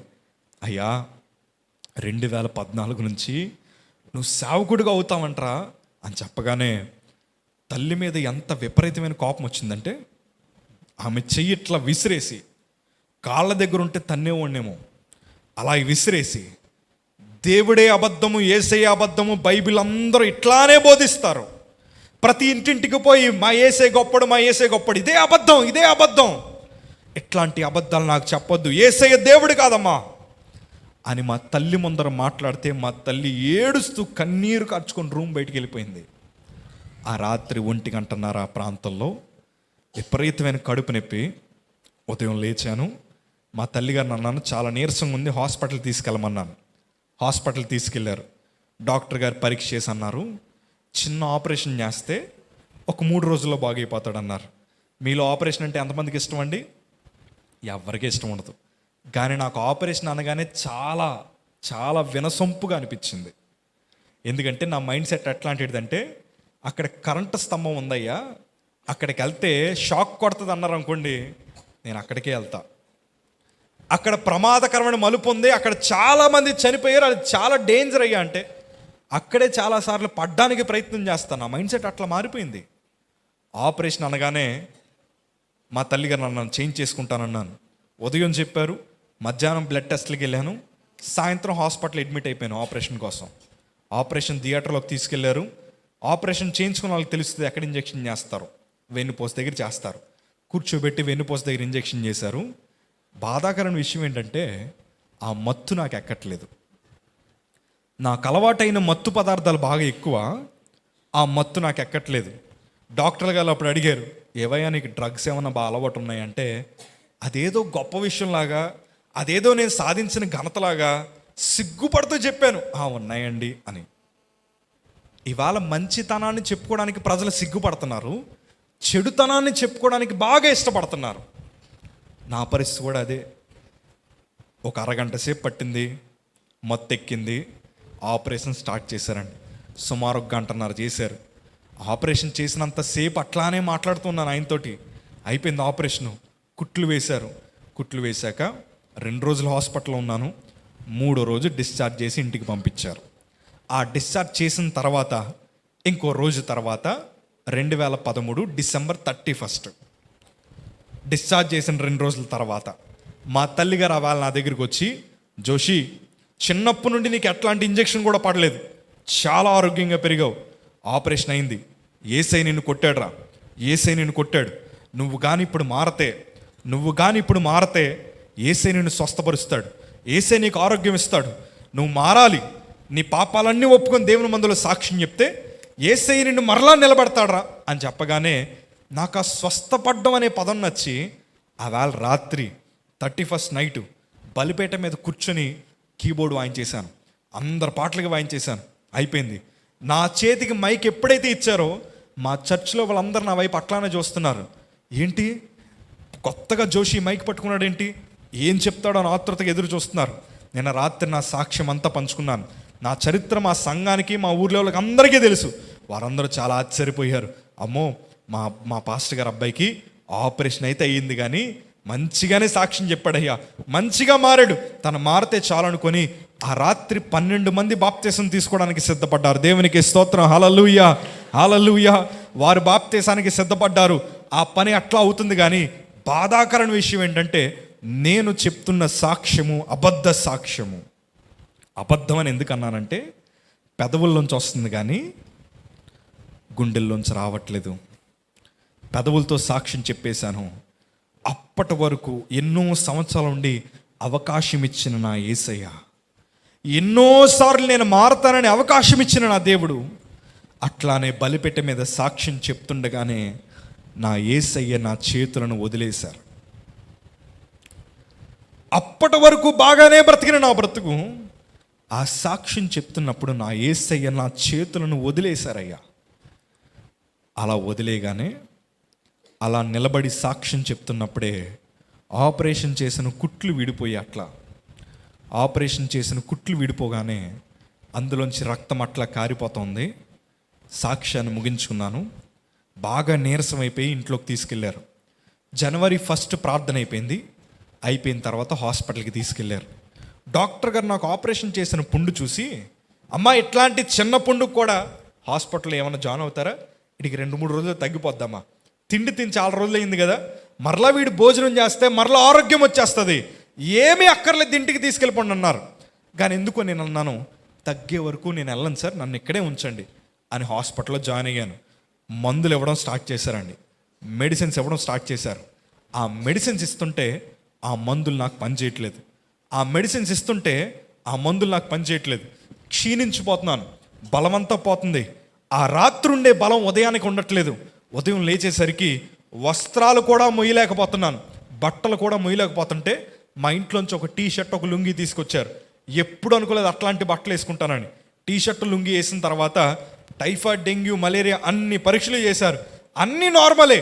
అయినా కానీ వీడు ఎందుకు ఎట్లా అయిపోతున్నాడు, పోన్లే తిండి తినలేదు కదా అందుకే ఇలా అయిపోతున్నాడని. చివరికి నా స్థితి ఎట్లా పోయిందంటే, బలంగా చాలామందిని కొట్టే నేను, నా చిటికి నెల చాలా వంకరగా ఉంటుందండి. ఎందుకంటే ఎంతోమందిని ఎట్లా బిగించి కొట్టేసేవాడిని, మొఖాల మీద ఎక్కడ పడితే అక్కడ కొట్టేవాడిని. అట్లాంటి నా చెయ్య స్పూన్ పట్టుకోవడానికి వణికిపోతుంది. ఇట్లా పట్టుకుంటుంటే స్పూన్ పట్టుకోలేక పడిపోతుంది కిందకి.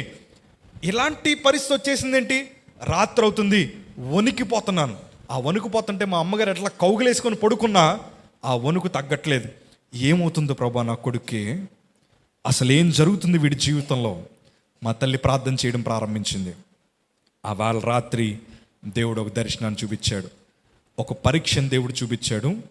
ఆ పరీక్ష చేయడానికి డాక్టర్ గారిని అడిగితే కొంచెం మొహమాట పడినా ఆ పరీక్షకి నన్ను తీసుకెళ్లారు.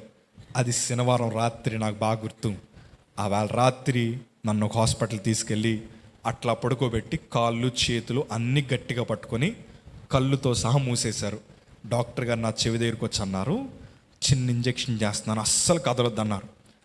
చేయండి సార్ అన్నాను. నా టీషర్ట్ ఓపెన్ చేశారండి. నా టీషర్ట్ తెరిచి ఇట్లా ఎముకల్ని తడిమి ఇక్కడ ఒక క్రీమ్ రాశారు. ఇట్లా రాసి కొంచెం బలమైన సూది ఒకటి తీసుకొచ్చి నా ఇక్కడ ఎముక లోపల గుచ్చారు. ఆ ఎముక లోపల గుచ్చి ఆ ఎముక లోపల ఉండే మూలిగ బయటికి లాగారు. ఆ మూలిగ బయటికి లాగుతుంటే మత్తెక్కదన్న సంగతి డాక్టర్ గారికి తెలియదు. ఆ మూలిగ బయటికి లాగుతున్నప్పుడు కరెంట్ షాక్ కొడుతున్నట్టు గిలగలా కొట్టేసుకున్నాను. ఎవరో నా గుండెల్ని గట్టిగా పిండేసి బయటికి లాగేస్తున్నారు అనిపించింది. ఆ పరీక్ష అయిపోయింది. ఆదివారం ఉదయం మందిరానికి వెళ్ళిపోయారు మా తల్లిగారు. మందిరాన్ని ముగించుకొని మధ్యాహ్నం హాస్పిటల్కి వచ్చారు. వచ్చేసరికి మా సంఘ విశ్వాసులు అందరూ డాక్టర్ గారి దగ్గర ఉన్నారు. అందరూ మౌనం పాటిస్తున్నారు.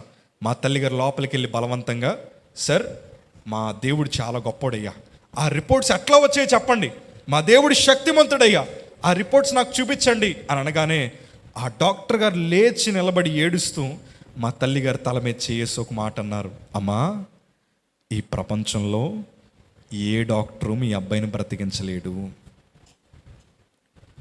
ఆ రిపోర్ట్స్ అట్లా మా తల్లి చేతిలో పెట్టి ఆ డాక్టర్ గారు ఏడుస్తూ అంటున్నారు, అమ్మా ఎక్కడికి తీసుకెళ్ళినా మీ అబ్బాయి బ్రతకడం. అదేంటయ్యా ఆ మాట ఎందుకు అంటున్నారు? ఒక మాట అయితే చెప్తానమ్మా, డాక్టర్లు అయితే బ్రతికించలేమో కానీ ఒక చిన్న హోప్ అయితే చెప్తున్నాను, మీరు నమ్ముకున్న దేవుడే బ్రతికించగలడని చెప్పారు. దేవునికి స్తోత్రం. హల్లెలూయా, హల్లెలూయా. ఇన్ని మాటలన్నీ మాట్లాడుతున్నారు. అసలు మా అబ్బాయికి ఏమైందయ్యా అని అడిగితే అప్పుడు చెప్పారు, అమ్మ మీ అబ్బాయికి acute myeloid leukaemia, blood cancer వచ్చిందని చెప్పారు. ఇవాళ మీ ముందర నిలబడి సాక్ష్యం చెప్తున్నాను. నేను 2014లో AML క్యాన్సర్ చేత డయాగ్నోస్ అయ్యాను. అంటే నా ఎముకలోంచి పుడుతున్న ప్రతి రక్త కణం ఇన్ఫెక్టెడే, నా ఎముకలోంచి పుడుతున్న ప్రతిదీ ఇన్ఫెక్టెడే. తర్వాత డాక్టర్స్ అన్న మాట ఏంటంటే, వీడికి ఇప్పటికే చాలా రోజుల నుంచి మందులు ఎక్కించాం, ఇంకా మీ అబ్బాయికి మందులు ఎక్కిస్తే వాడికి ఓపిక ఉండదు. ఇంకొకటి, ఇప్పుడు మీ అబ్బాయికి క్యాన్సర్ కోసం కీమోథెరపీ ఇస్తే ఆపరేషన్ చేసిన పుండు కుళ్ళిపోయి చచ్చిపోతాడు. కీమోథెరపీ ఇస్తే చచ్చిపోతాడు, కీమోథెరపీ ఇవ్వకపోయినా చచ్చిపోతాడు. రక్తం ఎంత ఎక్కించినా నా శరీరంలో చూపించదండి. ఎక్కిస్తున్నారు, 4 చూపిస్తుంది. ప్లేట్లెట్స్ ఎంత ఎక్కించినా అంతే చూపిస్తుంది, ఇంకా పెరగదు తరగదు, అట్లానే ఉండిపోయింది నాది. నా బాడీ అంతా మొత్తం పాడైపోయింది. ఆ పరిస్థితి నాకు చెప్పక అందరూ వచ్చి నా వైపు చూసి ఏడ్చుకుంటూ వెళ్ళిపోతున్నారు. నేను అనుకున్నాను, మా ఇంటి పేరుకి నేను ఒక్కడిని అబ్బాయిని, ఇప్పటికీ అబ్బాయిలు ఎవ్వరు లేరు, నేను ఒక్కడిని అబ్బాయిని కదా, నా మీద జాలి పడుతున్నారేమో అనుకున్నాను. కానీ రేపో మాపో నేను చనిపోతానన్న సంగతి నాకు తెలియదు. మా తల్లి లోపలికి వచ్చి, అయ్యా హైదరాబాద్ వెళ్దాం వస్తావా అని అడిగారు. హైదరాబాద్ వెళ్దాం వస్తావా అని అడిగితే, అప్పటి వరకు హాస్పిటల్లో ఉండి బయట ప్రపంచం చూడలేక హైదరాబాద్ తీసుకెళ్ళమన్నాను. ఒళ్ళంతా చుట్టేసి హైదరాబాద్ తీసుకెళ్లారని ట్రైన్ ఎక్కించి తీసుకెళ్లారు. రైల్వే ప్లాట్ఫామ్ మీద దిగిన తర్వాత మా తల్లిగారు అక్కడ కూర్చున్నారు. మా తల్లి ఒళ్ళో నన్ను పడుకోబెట్టారు. నా శరీరం ఎట్లా ఉందంటే కళ్ళన్నీ పసుపు రంగులోకి మారిపోయి, కళ్ళన్నీ లోపలికి పోయి ఇట్లా వణుకుపోతూ, ఆ లోపల సాల్వా లోపల ఇట్లా వణుకుపోతూ ఉంటే, నాకు ఆపరేషన్ చేసిన పుండులోంచి నాకు ఎక్కించిన రక్తం అంతా అట్లా బయటకు వస్తుంది.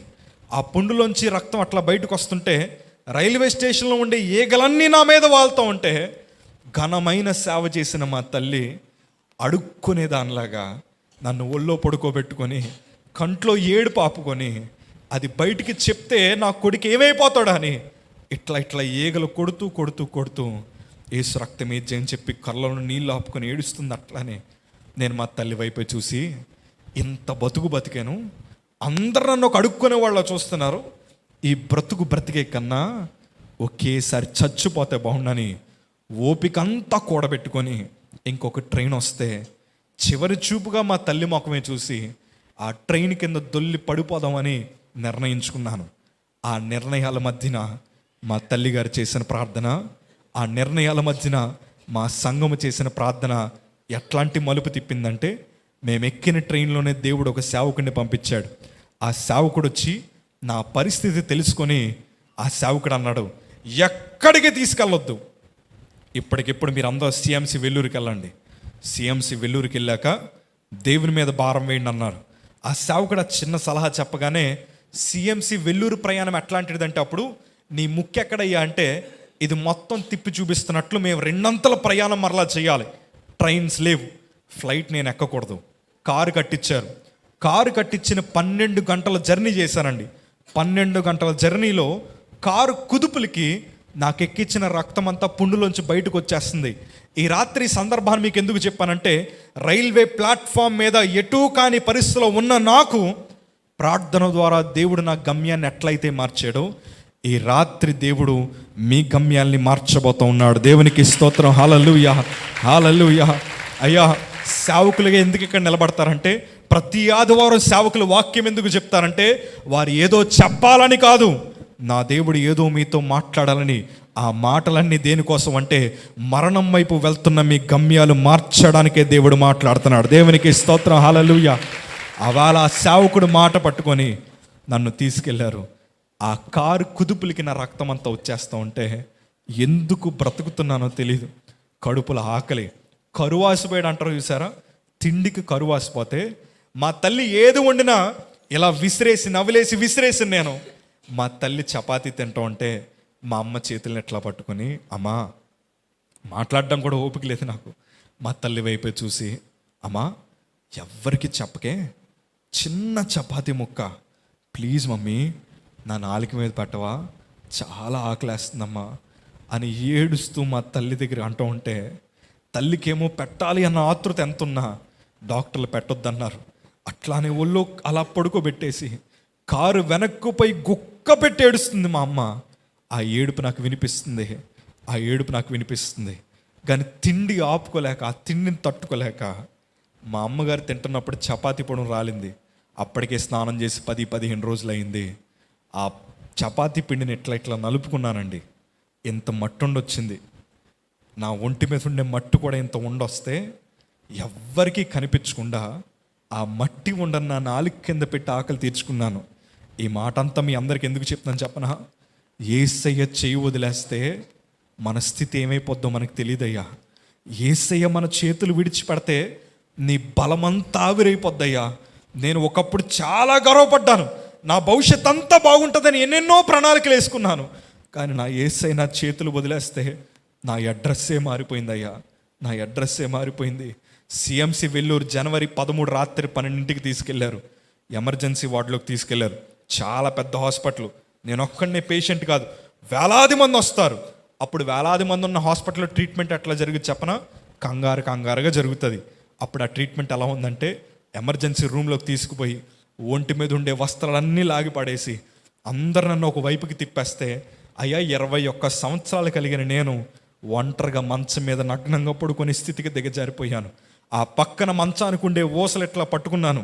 నన్ను బలవంతంగా ఇటువైపుకి తిప్పేసి ఇంతంత లావు సూదులు ఒకటి తీసుకొచ్చి, ఇక్కడ ఎముకలైతే కొంచెం మెత్తగా ఉంటాయి, ఈ వెనకాల ఎముకల్లోకి సరాసరి పొడవగానే ఆ ఎముకల్లోకి పొడుస్తున్నప్పుడు ఆ నొప్పిని మాటల్లో వివరించలేకపోయాను. గట్టిగా అరుస్తున్నాను, నోట్లోంచి మాట రావట్లేదు, గొంతుకు అంతా ఎండుకుపోయింది. ఏడుస్తున్నాను కానీ కళ్ళల్లోంచి నీళ్ళు రావట్లేదు. ఆ మంచాన్ని అట్లా పట్టుకొని వారు లోపల నుంచి మూలుగా బయటికి లాగుతూ ఉంటే మంచాన్ని పట్టుకొని గిలగిలా కొట్టేసుకొని ఒకే ఒక్క కేకరిచాను, ఇదేది నాకు వద్దమ్మా, నన్ను ఇంటికి తీసుకుపోతే నేను అక్కడే పడి చచ్చిపోతానని ఏడుస్తున్నాను. కానీ ఎవ్వరికి నా స్వరం వినిపించట్లేదు. ఆ రిపోర్ట్స్ చూసిన డాక్టర్లు అన్నారు, అమ్మా మీరు 40-50 లక్షలు ఖర్చు పెట్టినా మీ అబ్బాయి మీకు దక్కడు, ఆస్తులు అమ్ముకున్నా మీ అబ్బాయి మీకు దక్కడు, ఇంటికి తీసుకెళ్ళిపోయి ఆఖరి కోరికలు తీర్చేయమన్నారు. అక్కడికి దిగజారిపోయాను. మీరే గనక నా దగ్గరికి వచ్చి, అయ్యా నీ ఆఖరి కోరిక ఏంటో చెప్ప అంటే, నోరారా తెరిచి ఒకే కోరిక అడుగుతాను, మీ ఇంట్లో మిగిలిపోయిన అన్నం మెతుకులు అది తీసుకొచ్చి నా చేతిలో పెడితే కడుపు నిండా భోంచేస్తాను, నొప్పి తెలియకుండా విషమిచ్చి చంపేయండి అమ్మని మీ కాళ్ళు పట్టుకుని బ్రతిమాలుకుంటాను. అక్కడికి దిగజారిపోయింది నా బ్రతుకు. ఒకవైపు ఇంకో బాధాకరమైన విషయం ఉంటే చెప్పనా? బహుమంది స్నేహితులు కలిగిన నేను ఒక్కసారి మంచాన పడగా, అన్నా నువ్వు బ్రతుకున్నావా అని అడిగే నాదుడే లేడయ్యా, అన్నా నువ్వు భోంచేసావా అని అడిగే నాదుడే లేడు, అన్నా నువ్వు ఎక్కడున్నావు అడిగే నాదుడే లేడు. ఇదివరకు అడిగేవారు. ఎప్పుడు చెప్పనా?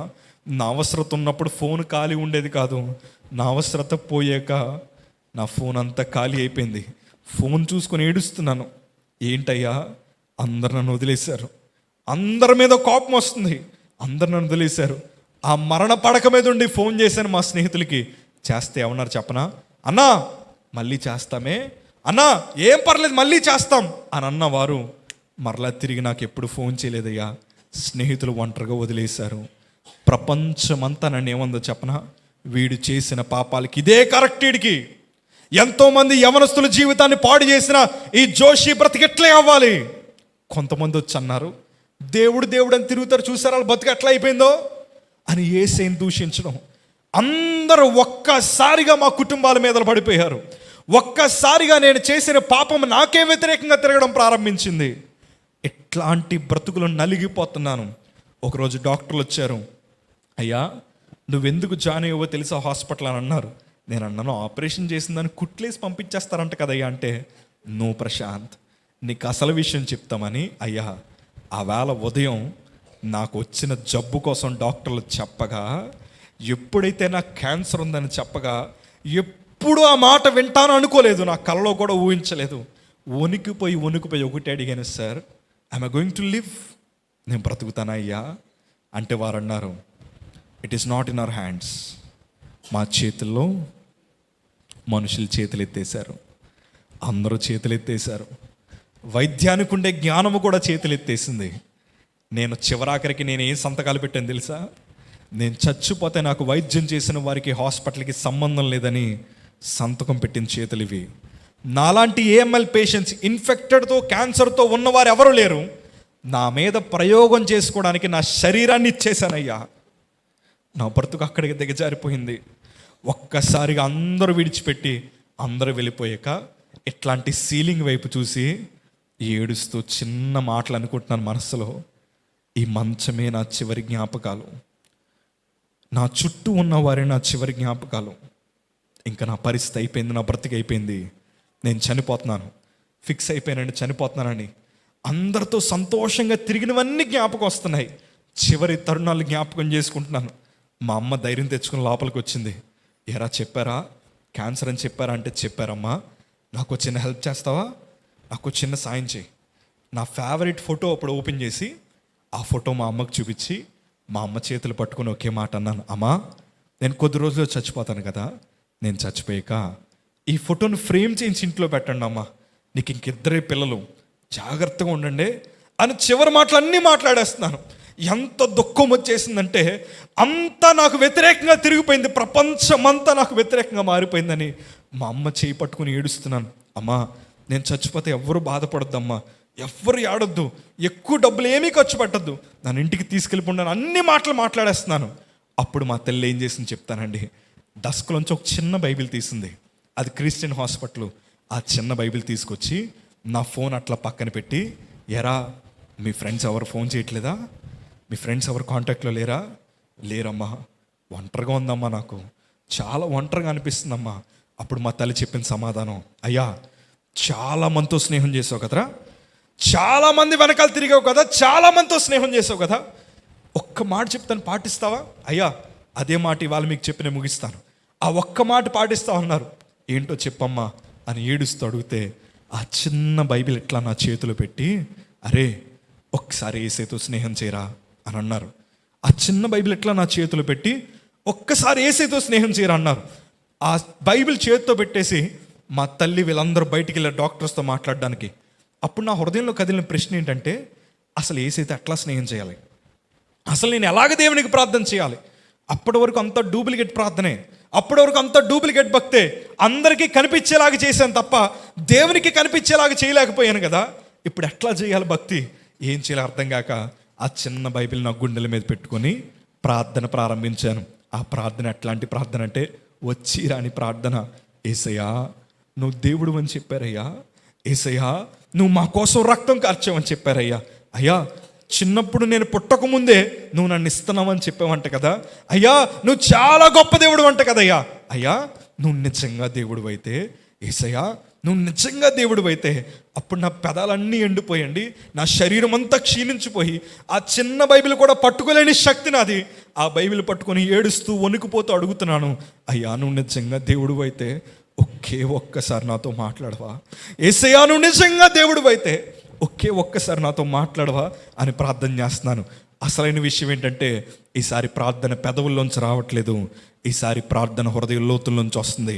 ఆ ప్రార్థన చేస్తుండగానే దేవుని ఆత్మ చేత నింపబడ్డాను. దేవునికి స్తోత్రం, హల్లెలూయా. నా జీవితంలో మొట్టమొదటి పరిశుద్ధాత్మ అనుభవం అది.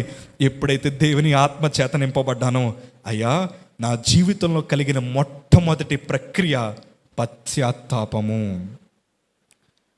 ఎప్పుడైతే దేవుని ఆత్మ నాలోకి వచ్చిందో, నా పాపాలన్నీ కళ్ళ ముందర కదులుతుంటే వాటిని బట్టి ఒకప్పుడు గర్వించాను, కానీ దేవుని ఆత్మ చూపిస్తూ ఉంటే నా పాపము నాకు అసహ్యం వచ్చేసిందండి. ఆ పాపాన్ని చూసి అసహ్యపడడం ప్రారంభించాను, గుండెలు బాదుకొని ఏడ్చాను, యేసయ్యా ఇంత ద్రోహినా ప్రభా, నీకెంత ద్రోహం చేశానయ్యా, నీ నామానికి ఎంత అవమానం తెచ్చానా అయ్యా, నన్ను క్షమించు ప్రభా, నన్ను క్షమించమని అడగడానికి నేను యోగ్యుని కాదయ్యా, నన్ను క్షమించమని అడగడానికి నాకు అర్హత సరిపోదయ్యా, అయినా కానయ్యా నీ పాదాల దగ్గర నన్ను చేర్చుకో ప్రభా అని గుండెలు బాదుకుని ఏడుస్తుంటే మా తల్లి ఏంటి గొక్క పెట్టి ఏడ్చేస్తున్నాడని పరిగెత్తుకుని లోపలికి వస్తే గబాలను మా తల్లి చేపట్టుకొని ఒకే మాట అడిగాను, అమ్మా నన్ను క్షమించు, ఎప్పుడు కొడుకులాగా బతకలేకపోయాను, నన్ను క్షమించమ్మా అంటే మా తల్లికి అర్థమైంది. ఇన్నాళ్ళు ఎన్నో మాటలు మాట్లాడాడు, ఫోటో కోసం మాట్లాడాడు, డబ్బులు ఖర్చు పెట్టద్దని మాట్లాడాడు, ఏవేవో మాట్లాడాడు, కానీ క్షమించమని పదం వాడలేదు. కానీ బైబిల్ ఇచ్చాక క్షమించమను అనే పదం వాడాడు. అప్పుడు మా తల్లికి అర్థమైంది, దేవుడు ఏదో చేశాడు వీడి జీవితంలో, దేవుడు ఏదో వీడి జీవితంలో మార్పు కలిగజేశాడు అని మా తల్లి అప్పుడు అంది. ఒక సవాలు విసిరిన మాట చెప్పిందండి, అరే మేము క్షమించకపోయినా పర్వాలేదు, అదే యేసయ్య నిన్ను క్షమిస్తే నువ్వు చచ్చిపోయినా మరలా తిరిగి బ్రతికిస్తాడని చెప్పారు. దేవునికి స్తోత్రం, హల్లెలూయా. యేసయ్య నిన్ను క్షమిస్తే నువ్వు చచ్చినా మరలా తిరిగి బ్రతికిస్తాడని చెప్పారు. అంతేనండి, గుండె మీద చేసుకుని ఒక తీర్మానం తీసుకున్నాను, యేసయ్య నిన్ను బ్రతికించమని అడగడానికి నా దగ్గర అట్లాంటి రైట్స్ లేవు, కానీ ఒక్కటయ్యా, నువ్వు నన్ను బ్రతికిస్తే, నీ చిత్తమై బ్రతికిస్తే చచ్చేదాకా నీకోసం బతుకుతా, చచ్చేదాకా కాదు కానీ నీకోసం చేస్తానయ్యా, నీకోసమే బ్రతుకుతాను అని దేవునికి తీర్మానం చేసుకున్నాను. అయ్యా నాకేది వద్దు ప్రభా, నువ్వు ఒక్కడివి తోడుగా ఉంటే చాలు. ఆ చిన్న సమర్పణ నేను సమర్పణ చేసుకున్నప్పుడు నా చుట్టూ ఎవరు లేరండి, ఆ చిన్న సమర్పణ చేసుకున్నాను. మా తల్లి ఎప్పుడూ ఒక మాట అంటది, దేవునికి నువ్వు ఎన్ని కోట్లు కానుకేసినా దేవుడికి ఇష్టం ఉండదు, కానీ నీ జీవితాన్ని సమర్పణ చేసుకుంటేనే దేవుడికి ఇష్టం అంటది. అప్పుడు నా జీవితాన్ని ఏసైకి సమర్పణ చేసుకున్నాను. మీలో చాలామందికి అనిపిస్తూ ఉంటుంది కదా, ఏంటి అబ్బాయి జుట్టు ఎట్లా ఉందని. మీకు విషయం చెప్తాను, నేను జుట్టు మీద చాలా రంగులు వేసానని చాలాసార్లు చెప్పాను కదా మీకు గర్వంగా బలిపేట మీద ఉన్న మాట చెప్తాను. నా తల్ల దువ్వాని పెట్టి 9 సంవత్సరాలు అయింది, నా మొక్క మీద పౌడర్ రాసి 9 సంవత్సరాలు అయింది, నా ఒంటి మీద వేసుకునే వస్త్రం అది ఎవరిచ్చినా ఎవరు ఇవ్వకపోయినా ఏదైనా కానీ బ్రాండెడ్స్లోకి వెళ్ళనండి, ఏది ఇచ్చినా వాడుకుంటాను.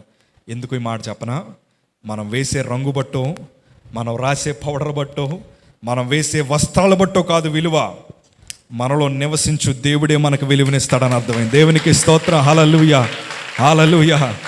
అందుకేనండి ఎక్కడైనా కానీ దేవుని కోసం బ్రతకాలని నిర్ణయించుకున్నాను. ఆ తీర్మానం తీసుకున్న తర్వాత ట్రయల్ ట్రీట్మెంట్ ఇచ్చారు. రోజుకి 40-50 రక్తపు వాంతులు, రోజుకి 40-50 రక్తపు వాంతులు.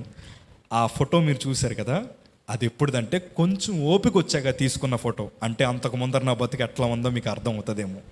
కొంచెం ఓపిక వచ్చాక తీసుకున్న ఫోటో అది. నా వయసు 21 అయితే నా బరువు 23 కేజీలు. నాకు ఎక్స్రేలు అక్కర్లేదండి, నా ఒంటి మీద మీరు ఎముకలు లెక్క పెట్టొచ్చు, అట్లా ఉండేది. ఆ టవల్ కూడా ఎందుకు వేశారంటే, ఆ టవల్ కూడా మొయ్యలేని స్థితి నాది. ఆ టవల్ ఒంటి మీద వేస్తే మొయ్యలేని పరిస్థితి నాది. ఆ ఫోటోలు తీసుకోవడానికి నా బ్రతుకు చివరికి ఎక్కడికి దిగజారిపోయిందంటే, నన్ను గుర్తుపట్టలేక అందరూ పక్క రూమ్కి వెళ్ళిపోయేవారు. నేను కాదనుకొని అది నన్ను గుర్తించకుండా పక్కన వెళ్ళిపోతే ఎంత ఏడ్చానంటే, ప్రభువా మొత్తం అంతా పోయిందయ్యా, నేను మొత్తం ఎవ్వరికి గుర్తుపట్టలేని స్థితిలోకి దిగజారిపోయినయ్యా. అయ్యా నాకు గుర్తింపు నువ్వే ఇవ్వాలి ప్రభా, నాకు గుర్తింపు నువ్వే ఇవ్వాలి. నన్ను చూసి వచ్చిన వాళ్ళు ఏమన్నారు చెప్పనా, అన్ని డబ్బులు ఎందుకండి ఖర్చు పెట్టడం, రేపో మాపో చచ్చిపోతాడు కదా, అన్ని డబ్బులు ఎందుకండి ఖర్చు పెట్టడం అని నాతో వచ్చిన వాళ్ళు అంటూ ఉంటే, మా తల్లి మాత్రం ధైర్యంగా నా చేతులు పట్టుకుని, అరే ఎవరేమన్నా పట్టించుకోద్దు, నాకు అప్పుడే నేర్పించారండి తెలుగు నేర్పించి తెలుగు బైబిల్ చదవడం నేర్పించారు. నేను బైబిల్ తప్ప వేరే ఏమీ అంత స్పష్టంగా చదవలేను. మా తల్లిగారు తెలుగు నేర్పించి బైబిల్ ప్రతిరోజు ప్రతి గంట బైబిలే చదవడానికి కూడా ఓపిక ఉండేది కాదు. పేజీ చదివిన తర్వాత నేను ఎట్లా సైకి చేస్తే మా అమ్మ పేజీ తిప్పేది, అట్లా ఉండేది నా బ్రతుకు. ఆ 40-50 వాంతులు ఎక్కడి నుంచి వస్తున్నాయి తెలియక కడుపులో ఉండే పేగులన్నీ పక్కకు వచ్చేవి. నన్ను కూర్చోబెట్టి ఇట్లా పిడికలు బిగించి గట్టిగా వీపు మీద కొడతాయి కానీ పేగులు మరల ఇక్కడికి లోపలికి వచ్చేవి కాదు. తిండి తింటే రక్తంలో బయటకు వచ్చేది. నీరు తాగడానికి వీలు లేదు. ఎవ్వరూ నాకు మంచినీళ్ళు కూడా ఇచ్చేవారు కాదు. నా ఉమ్ముని అరగంట సేపు నా నోట్లో పెట్టుకొని దాన్ని నీళ్ళలాగా తాగితే అది కూడా రక్తంలో బయటకు వచ్చేది. అందరు నన్ను చూసి అన్నారు, ఇంకా వీడి చరిత్ర అయిపోయింది, అందరూ వీడిని చివరి చూపు చూడడానికి వచ్చేయండి అన్నారు. అందరూ నన్ను చివరి చూపు చూడడానికి వస్తున్నారు. మా చెల్లెళ్ళు వచ్చారు DNA ట్రాన్స్ప్లాంటేషన్ చేద్దామని. మా అన్నయ్యని బతికించుకోవాలి, మా DNA ఇచ్చైనా బతికించుకోవాలని అందరూ వచ్చారు. అప్పుడు దేవుని వైపు తిరిగి ప్రార్థన చేశాను, అయ్యా నన్ను ఎట్లయితే పుట్టించావో చచ్చేటప్పుడు కూడా అదే రక్తంతో చావాలి తప్ప ఎవ్వరి సాయం నాకు వద్దయ్యా, నువ్వు ఒక్కడవు తోడుగుంటే చాలని. ఈ ప్రార్థనలు ఎట్లాంటి ప్రార్థనలు అంటేనండి, విశ్వాసంతో ముందరికెళ్ళిన ప్రార్థనలు. దేవుడు 2 గంటల్లో రిపోర్ట్లు మార్చి పాడేశాడు. దేవునికి స్తోత్రం కలుగును గాక, హల్లెలూయా. ఎట్లాంటి కార్యాలు చూడడం ప్రారంభించాను. మరి ఆ వాంతులు తగ్గడానికి నా కడుపులో ఉండే పేగు మొక్కలు తీసి పరీక్షకు పంపినా. అందరూ అన్నారు ఆడు కావాలని కక్కుతున్నాడు అన్నారు. అయ్యా రక్తపు వాంతులు ఎవరన్నా రోజుకి 40-50 కావాలని కక్కుతారా? మా సొంత బంధువులు అట్లా అనేసి పోయిన తర్వాత ఫోన్ చేయండి అన్నట్టు చేశారు. అందరు నా చరిత్ర ముగించబడినప్పుడు నేను అప్పుడు దేవుని వైపు చూసి ఒక మాట అన్నాను, అయ్యా మనుషులందరూ నా చరిత్ర ముగించింది అంటున్నారే, నువ్వు రాయడం ప్రారంభించావన్న విషయం వారికి తెలియదు అన్నాను. దేవునికి స్తోత్రం, హల్లెలూయా. అందరూ అక్కడితో అయిపోయింది అనుకున్నాను నా బ్రతుకు. కానీ నా యేసయ్య నా చరిత్రను అక్కడి నుంచే రాయడం ప్రారంభించాడు. సంవత్సరం ట్రీట్మెంట్ అన్నారు. ఇంతకీ రక్తపు వాంతులు ఎట్లాగే చెప్పనండి, ఆవగించంత విశ్వాసం ఉంటే కొండైనా వెళ్ళి సముద్రంలో పడుతుందని దేవుని వాక్యం సెలవిచ్చింది. ఆ ప్రార్థన వాక్యం నాకు జ్ఞాపకం వచ్చి మా వాకలిపూడి సంఘానికి ఫోన్ చేశాను. సంఘ విశ్వాసులు అందరూ కూర్చున్నారు. అక్కడ నుంచి ఫోన్ చేస్తే ఇట్లా స్పీకర్ పెట్టేవారు, నేను సాక్ష్యం చెప్పేవాడిని. ఆ సాక్ష్యం ఎట్లాంటి సాక్ష్యం అంటే, అయ్యా మీరందరూ చేసిన ప్రార్థన వల్ల యేసయ్య నా రక్తపు వాంతులను ఆపేశాడు అని సాక్ష్యం చెప్పాను. సాక్ష్యం చెప్పాలంటే నోరు తెరవాలి. నోరు తెరిచాను గనుక విపరీతమైన వాంతులు 4 అయ్యేయండి. ఎంత విపరీతమైన వాంతులు అంటే, చిన్న చిన్న ముక్కలు, కడుపులో ఉండే ముక్కలు బయటికి కక్కేశాను, పేగులు పైన ఉండే పొరలు కక్కేశాను. అందరూ అన్నారు, అయ్యో అయ్యో అయిపోయింది వీడి పరిస్థితి. నిజంగా ఒక మాట చెప్తానండి, ఆ 4 వాంతుల తర్వాత ఇంకెప్పుడు రక్తపు వాంతులు జరగలేదు. దేవునికి స్తోత్రం, హల్లెలూయా. యేసయ్య నా రక్తపు వాంతులు ఆపేశాడు. ఎప్పుడైతే దేవుని యందు విశ్వాసం పెరిగిందో క్యాన్సర్ అనే విషయాన్ని మర్చిపోయి అక్కడే పాటలు రాయడం స్టార్ట్ చేశాను. మంచం మీద ఉండే పాటలు రాయడం స్టార్ట్ చేశాను. దేవుడు అంటే ఇష్టం పెరిగింది. తీర్మానం కదా, దేవుడు అంటే చాలా అమితమైన ఇష్టం పెరిగింది. సంవత్సరం ట్రీట్మెంట్ అన్నారు. ఒక 4.5 నెలలు గడిచింది. డాక్టర్లు వచ్చారు, కూర్చోబెట్టి ఒక చిన్న మాట అన్నారు. గట్టిగా ఎట్లా వీపు మీద గట్టి కొట్టారు. నేను సరదాగా ఉంటానండి, ఎందుకంటే ఏసీలోకి వచ్చాక ప్రాణభయం పోయింది నాకు. అలాగున్నాను. అప్పుడు డాక్టర్స్ అన్నారు, అయ్యా ఇదిగో ఇది నీ రిపోర్ట్స్. కొన్ని రోజుల నుంచి మేము పరీక్ష చేస్తున్నాం, కొన్ని రోజుల నుంచి నీ ఎముకలను పరీక్ష చేస్తున్నాం. అందులో మాకు తెలిసిన గొప్ప విషయం ఏంటంటే, నీ ఎముకలోంచి పుడుతున్న ప్రతి రక్త కణాల్లో ఒక్క క్యాన్సర్ కణం కూడా కనిపించట్లేదు అన్నారు. దేవునికి స్తోత్రం కలుగును గాక, హల్లెలూయా. ఆ మాట చెప్పగానే కళ్ళల్లోంచి అట్లా నీళ్ళు అట్లా కారిపోతున్నాయి. ముఖంలో ఏదో తెలియని సంతోషం, కళ్ళల్లోంచి అలా నీళ్ళు కారిపోతున్నాయి. ఆకాశం వైపు తిరిగి ఒకటి అన్నాను, అయ్యా అసలు నన్ను బ్రతికించడానికి నా దగ్గర ఏముందయ్యా? అసలు నీ కోసం నేను ఏం చేశానని నన్ను బ్రతికించావు ప్రభా అని ఆనంద బాష్పాలతో కన్నీరు వచ్చేసింది. తీర్మానం జ్ఞాపకం ఉంది సుమి, తీర్మానం మర్చిపోలేదు. ఇప్పుడు నన్ను డిశ్చార్జ్ చేశారు, ఇంటికి వచ్చాను. మీకు ఒక విషయం చెప్తాను, బంధువులే మనకు రాబంధులు అయిపోతారు. ఏమవుతారు బంధువులు? నేను పక్కన ఉండగానే అన్నారు, ఈ క్యాన్సర్కి మందు లేదు, జోషికి వచ్చిన క్యాన్సర్కి మందు లేదు, ఇట్లాంటి పేషెంట్లు 6 నెలల్లో సంవత్సరంలో మరలా జాయిన్ అవుతున్నారు, చనిపోతారయ్యా అని చెప్పగానే అది నా చెవికి వినబడింది. అది దేవుడి ఇష్టం అనుకుని లోపలికి వచ్చాను. 6 రోజులు గడిచింది. విపరీతమైన జ్వరం వచ్చింది. బ్లడ్ టెస్ట్కి తీసుకెళ్లారు. క్యాన్సర్ రిపోర్ట్స్ ఎలాగైతే ఉంటాయో మరలా అలాగే వచ్చేసాయి. హాస్పిటల్ నుంచి వచ్చిన 6 రోజులకి క్యాన్సర్ రిపోర్ట్స్ ఎలాగైతే ఉంటే అట్లానే వచ్చాయి. ఇప్పుడు నేను ఏమని ప్రార్థన చేయాలి? ఎందుకు ప్రభా హ్యాండ్ ఇచ్చావు అని చేయాలి కదా. నేను నా రూమ్లోకి వెళ్ళి చిన్న తలగాడ ఎందుకు వేసుకున్నంటే, మోకాళ్ళు వేస్తే బ్లడ్ అట్లా క్లాట్ అయిపోద్దండి నాకు. మోకాళ్ళు వేసి 2 చేతులు పైకెత్తి, ప్రభా 6 రోజులు బ్రతికే కృపనిచ్చావు, 6 రోజులు బ్రతికే కృపనిచ్చావు. ఈ రాత్రే నేను నీ మందిరానికి రావాలని నీ చిత్తమైతే ఐఎమ్ రెడీ. పాపంతో చావట్లేదు, అది నాకు సంతోషమే. పాపంతో చావకూడదయ్యా, చస్తే నీ బిడ్డగా చావాలి. నీ బిడ్డగా వచ్చే కృపను నాకు ఇచ్చావు, దాన్ని బట్టి నీకు స్తోత్రాలు అని ప్రార్థన చేసుకుని నన్ను నేను సిద్ధపరచుకొని పడుకున్నాను. ఆ రాత్రి ఏమైంది ఏంటో నాకు తెలియదు, కానీ దేవుని వెలుగు చేత దేవుడు ముట్టి స్వస్థపరిచాడు. దేవునికి స్తోత్ర, హల్లెలూయా. ఆ 2014 నుంచి నా పరిచర్లు ప్రారంభమయ్యాయి. ఎన్నో దెబ్బలు, ఎన్నో అవమానాల మధ్యన దేవుని మహాకృప ద్వారా అట్లా దేవుడు అలా పైకి తీసుకొస్తూ వచ్చాడు. మనశ్శాంతి లేని మా కుటుంబానికి మనశ్శాంతిని అనుగ్రహించాడు. ఎప్పుడైతే నేను మారు మనస్సు పొందానో, నాతో తిరిగే నా స్నేహితులకి ఏమైంది ఏంటో తెలియదు, కానీ ఒకే రోజు 40 మంది బాప్తీసం పొందారండి. దేవునికి స్తోత్రం, హల్లెలూయా, హల్లెలూయా. నేను తిరిగిన నా రాజకీయ స్నేహితుల్ని 20 మందిని క్రీస్తులోకి నడిపించగలిగాను. ఏ నోటుతో అయితే బూతు మాటలు పాటలుగా రాసే ఉన్నాం, అదే నోటుతో దేవుడు 22 పాటలు రాయడానికి దేవుడు కృప చూపించాడు.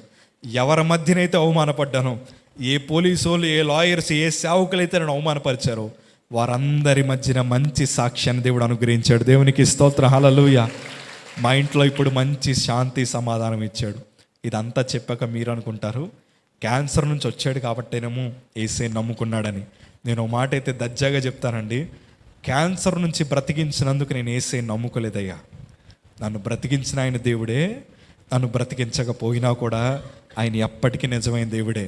మరి ఎందుకు నమ్ముకున్నావయ్యా యేసేనంటే, నేను ఒక మాట చెప్తానండి, ప్రపంచం అంతా నన్ను వెలివేసేస్తే, అందరూ నా పాపాన్ని బట్టి నన్ను వేలెత్తి చూపి వీడు ఇంకా బ్రతకడు, పోయిందేడు బ్రతుకు, వీడి చరిత్రే పోయింది అని మనుషులందరూ నాకు వ్యతిరేకంగా తిరిగితే, నా పక్షాన నిలబడిన ఏకైక దేవుడు నా యేసయ్య మాత్రమే. నా వెనకాల నిలబడ్డాడు ఆయన, నన్ను ప్రేమించాడు, నన్ను హత్తుకున్నాడు. నా వల్ల ఎటువంటి ఉపయోగం ఆయనకు అప్పుడు లేదయ్యా. నన్ను ప్రేమించాడు, హత్తుకున్నాడు. ఆయన ప్రేమను బట్టి యేసే నమ్ముకున్నాను. ఇవాళకి నేను ప్రార్థన చేస్తాను.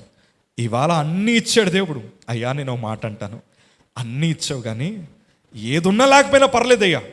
వాహనాలు ఉన్నా లేకపోయినా పర్లేదు, మంచిగా హుందాతనం, పరుపులున్నా, ఏసీలున్నా, ఏమున్నా లేకపోయినా పర్లేదు, ఎట్లా అయినా బ్రతికే కృప నాకు ఇచ్చావు. కానీ ఒక్కటయ్యా, నన్ను మాత్రం ఎప్పుడు విడిచిపెట్టద్దే యేసయ్యా. ఏదున్నా లేకపోయినా పర్లేదు, నువ్వు మాత్రం ఎప్పుడు నా చేయి వదలకయ్యా. నువ్వు వదిలితే నాకు బ్రతుకు ఉండదు, నువ్వు వదిలితే నాకు జీవితం ఉండదు, నువ్వు ఒక్కడివి నాకు తోడుగుండయ్యా అని ప్రతిరోజు నేను అదే ప్రార్థన చేస్తాను.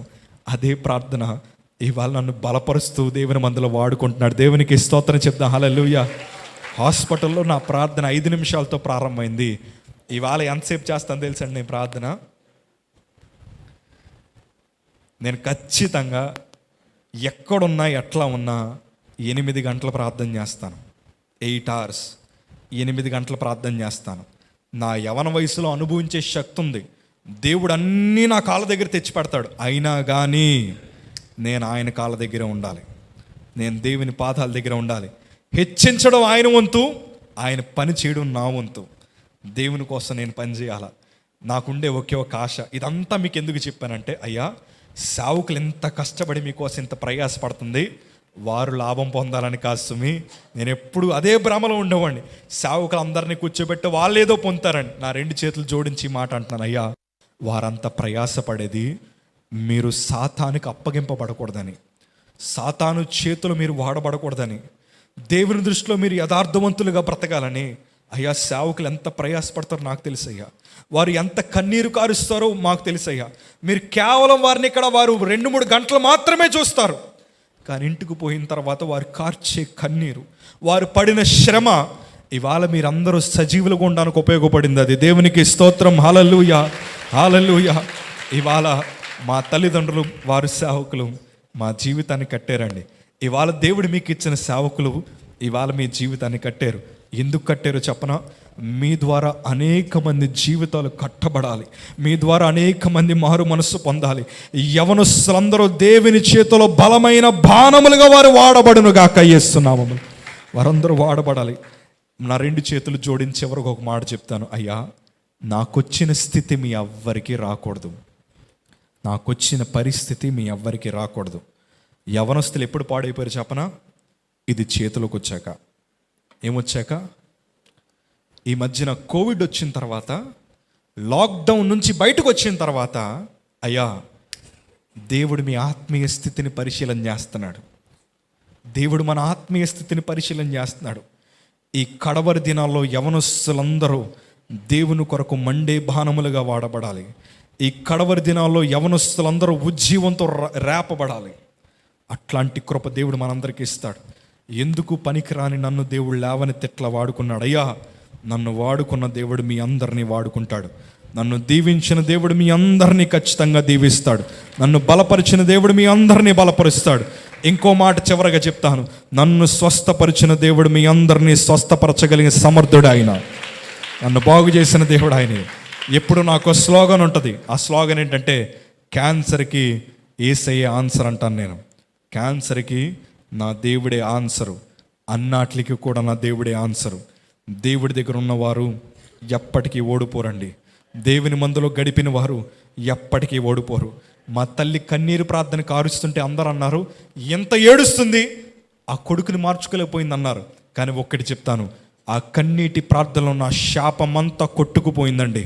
ఆ కన్నీటి ప్రార్థనలో నా శాపమంతా కొట్టుకుపోయింది. ఆ కన్నీటి ప్రార్థనలో నా క్యాన్సర్ రోగమంతా కొట్టుకుపోయింది.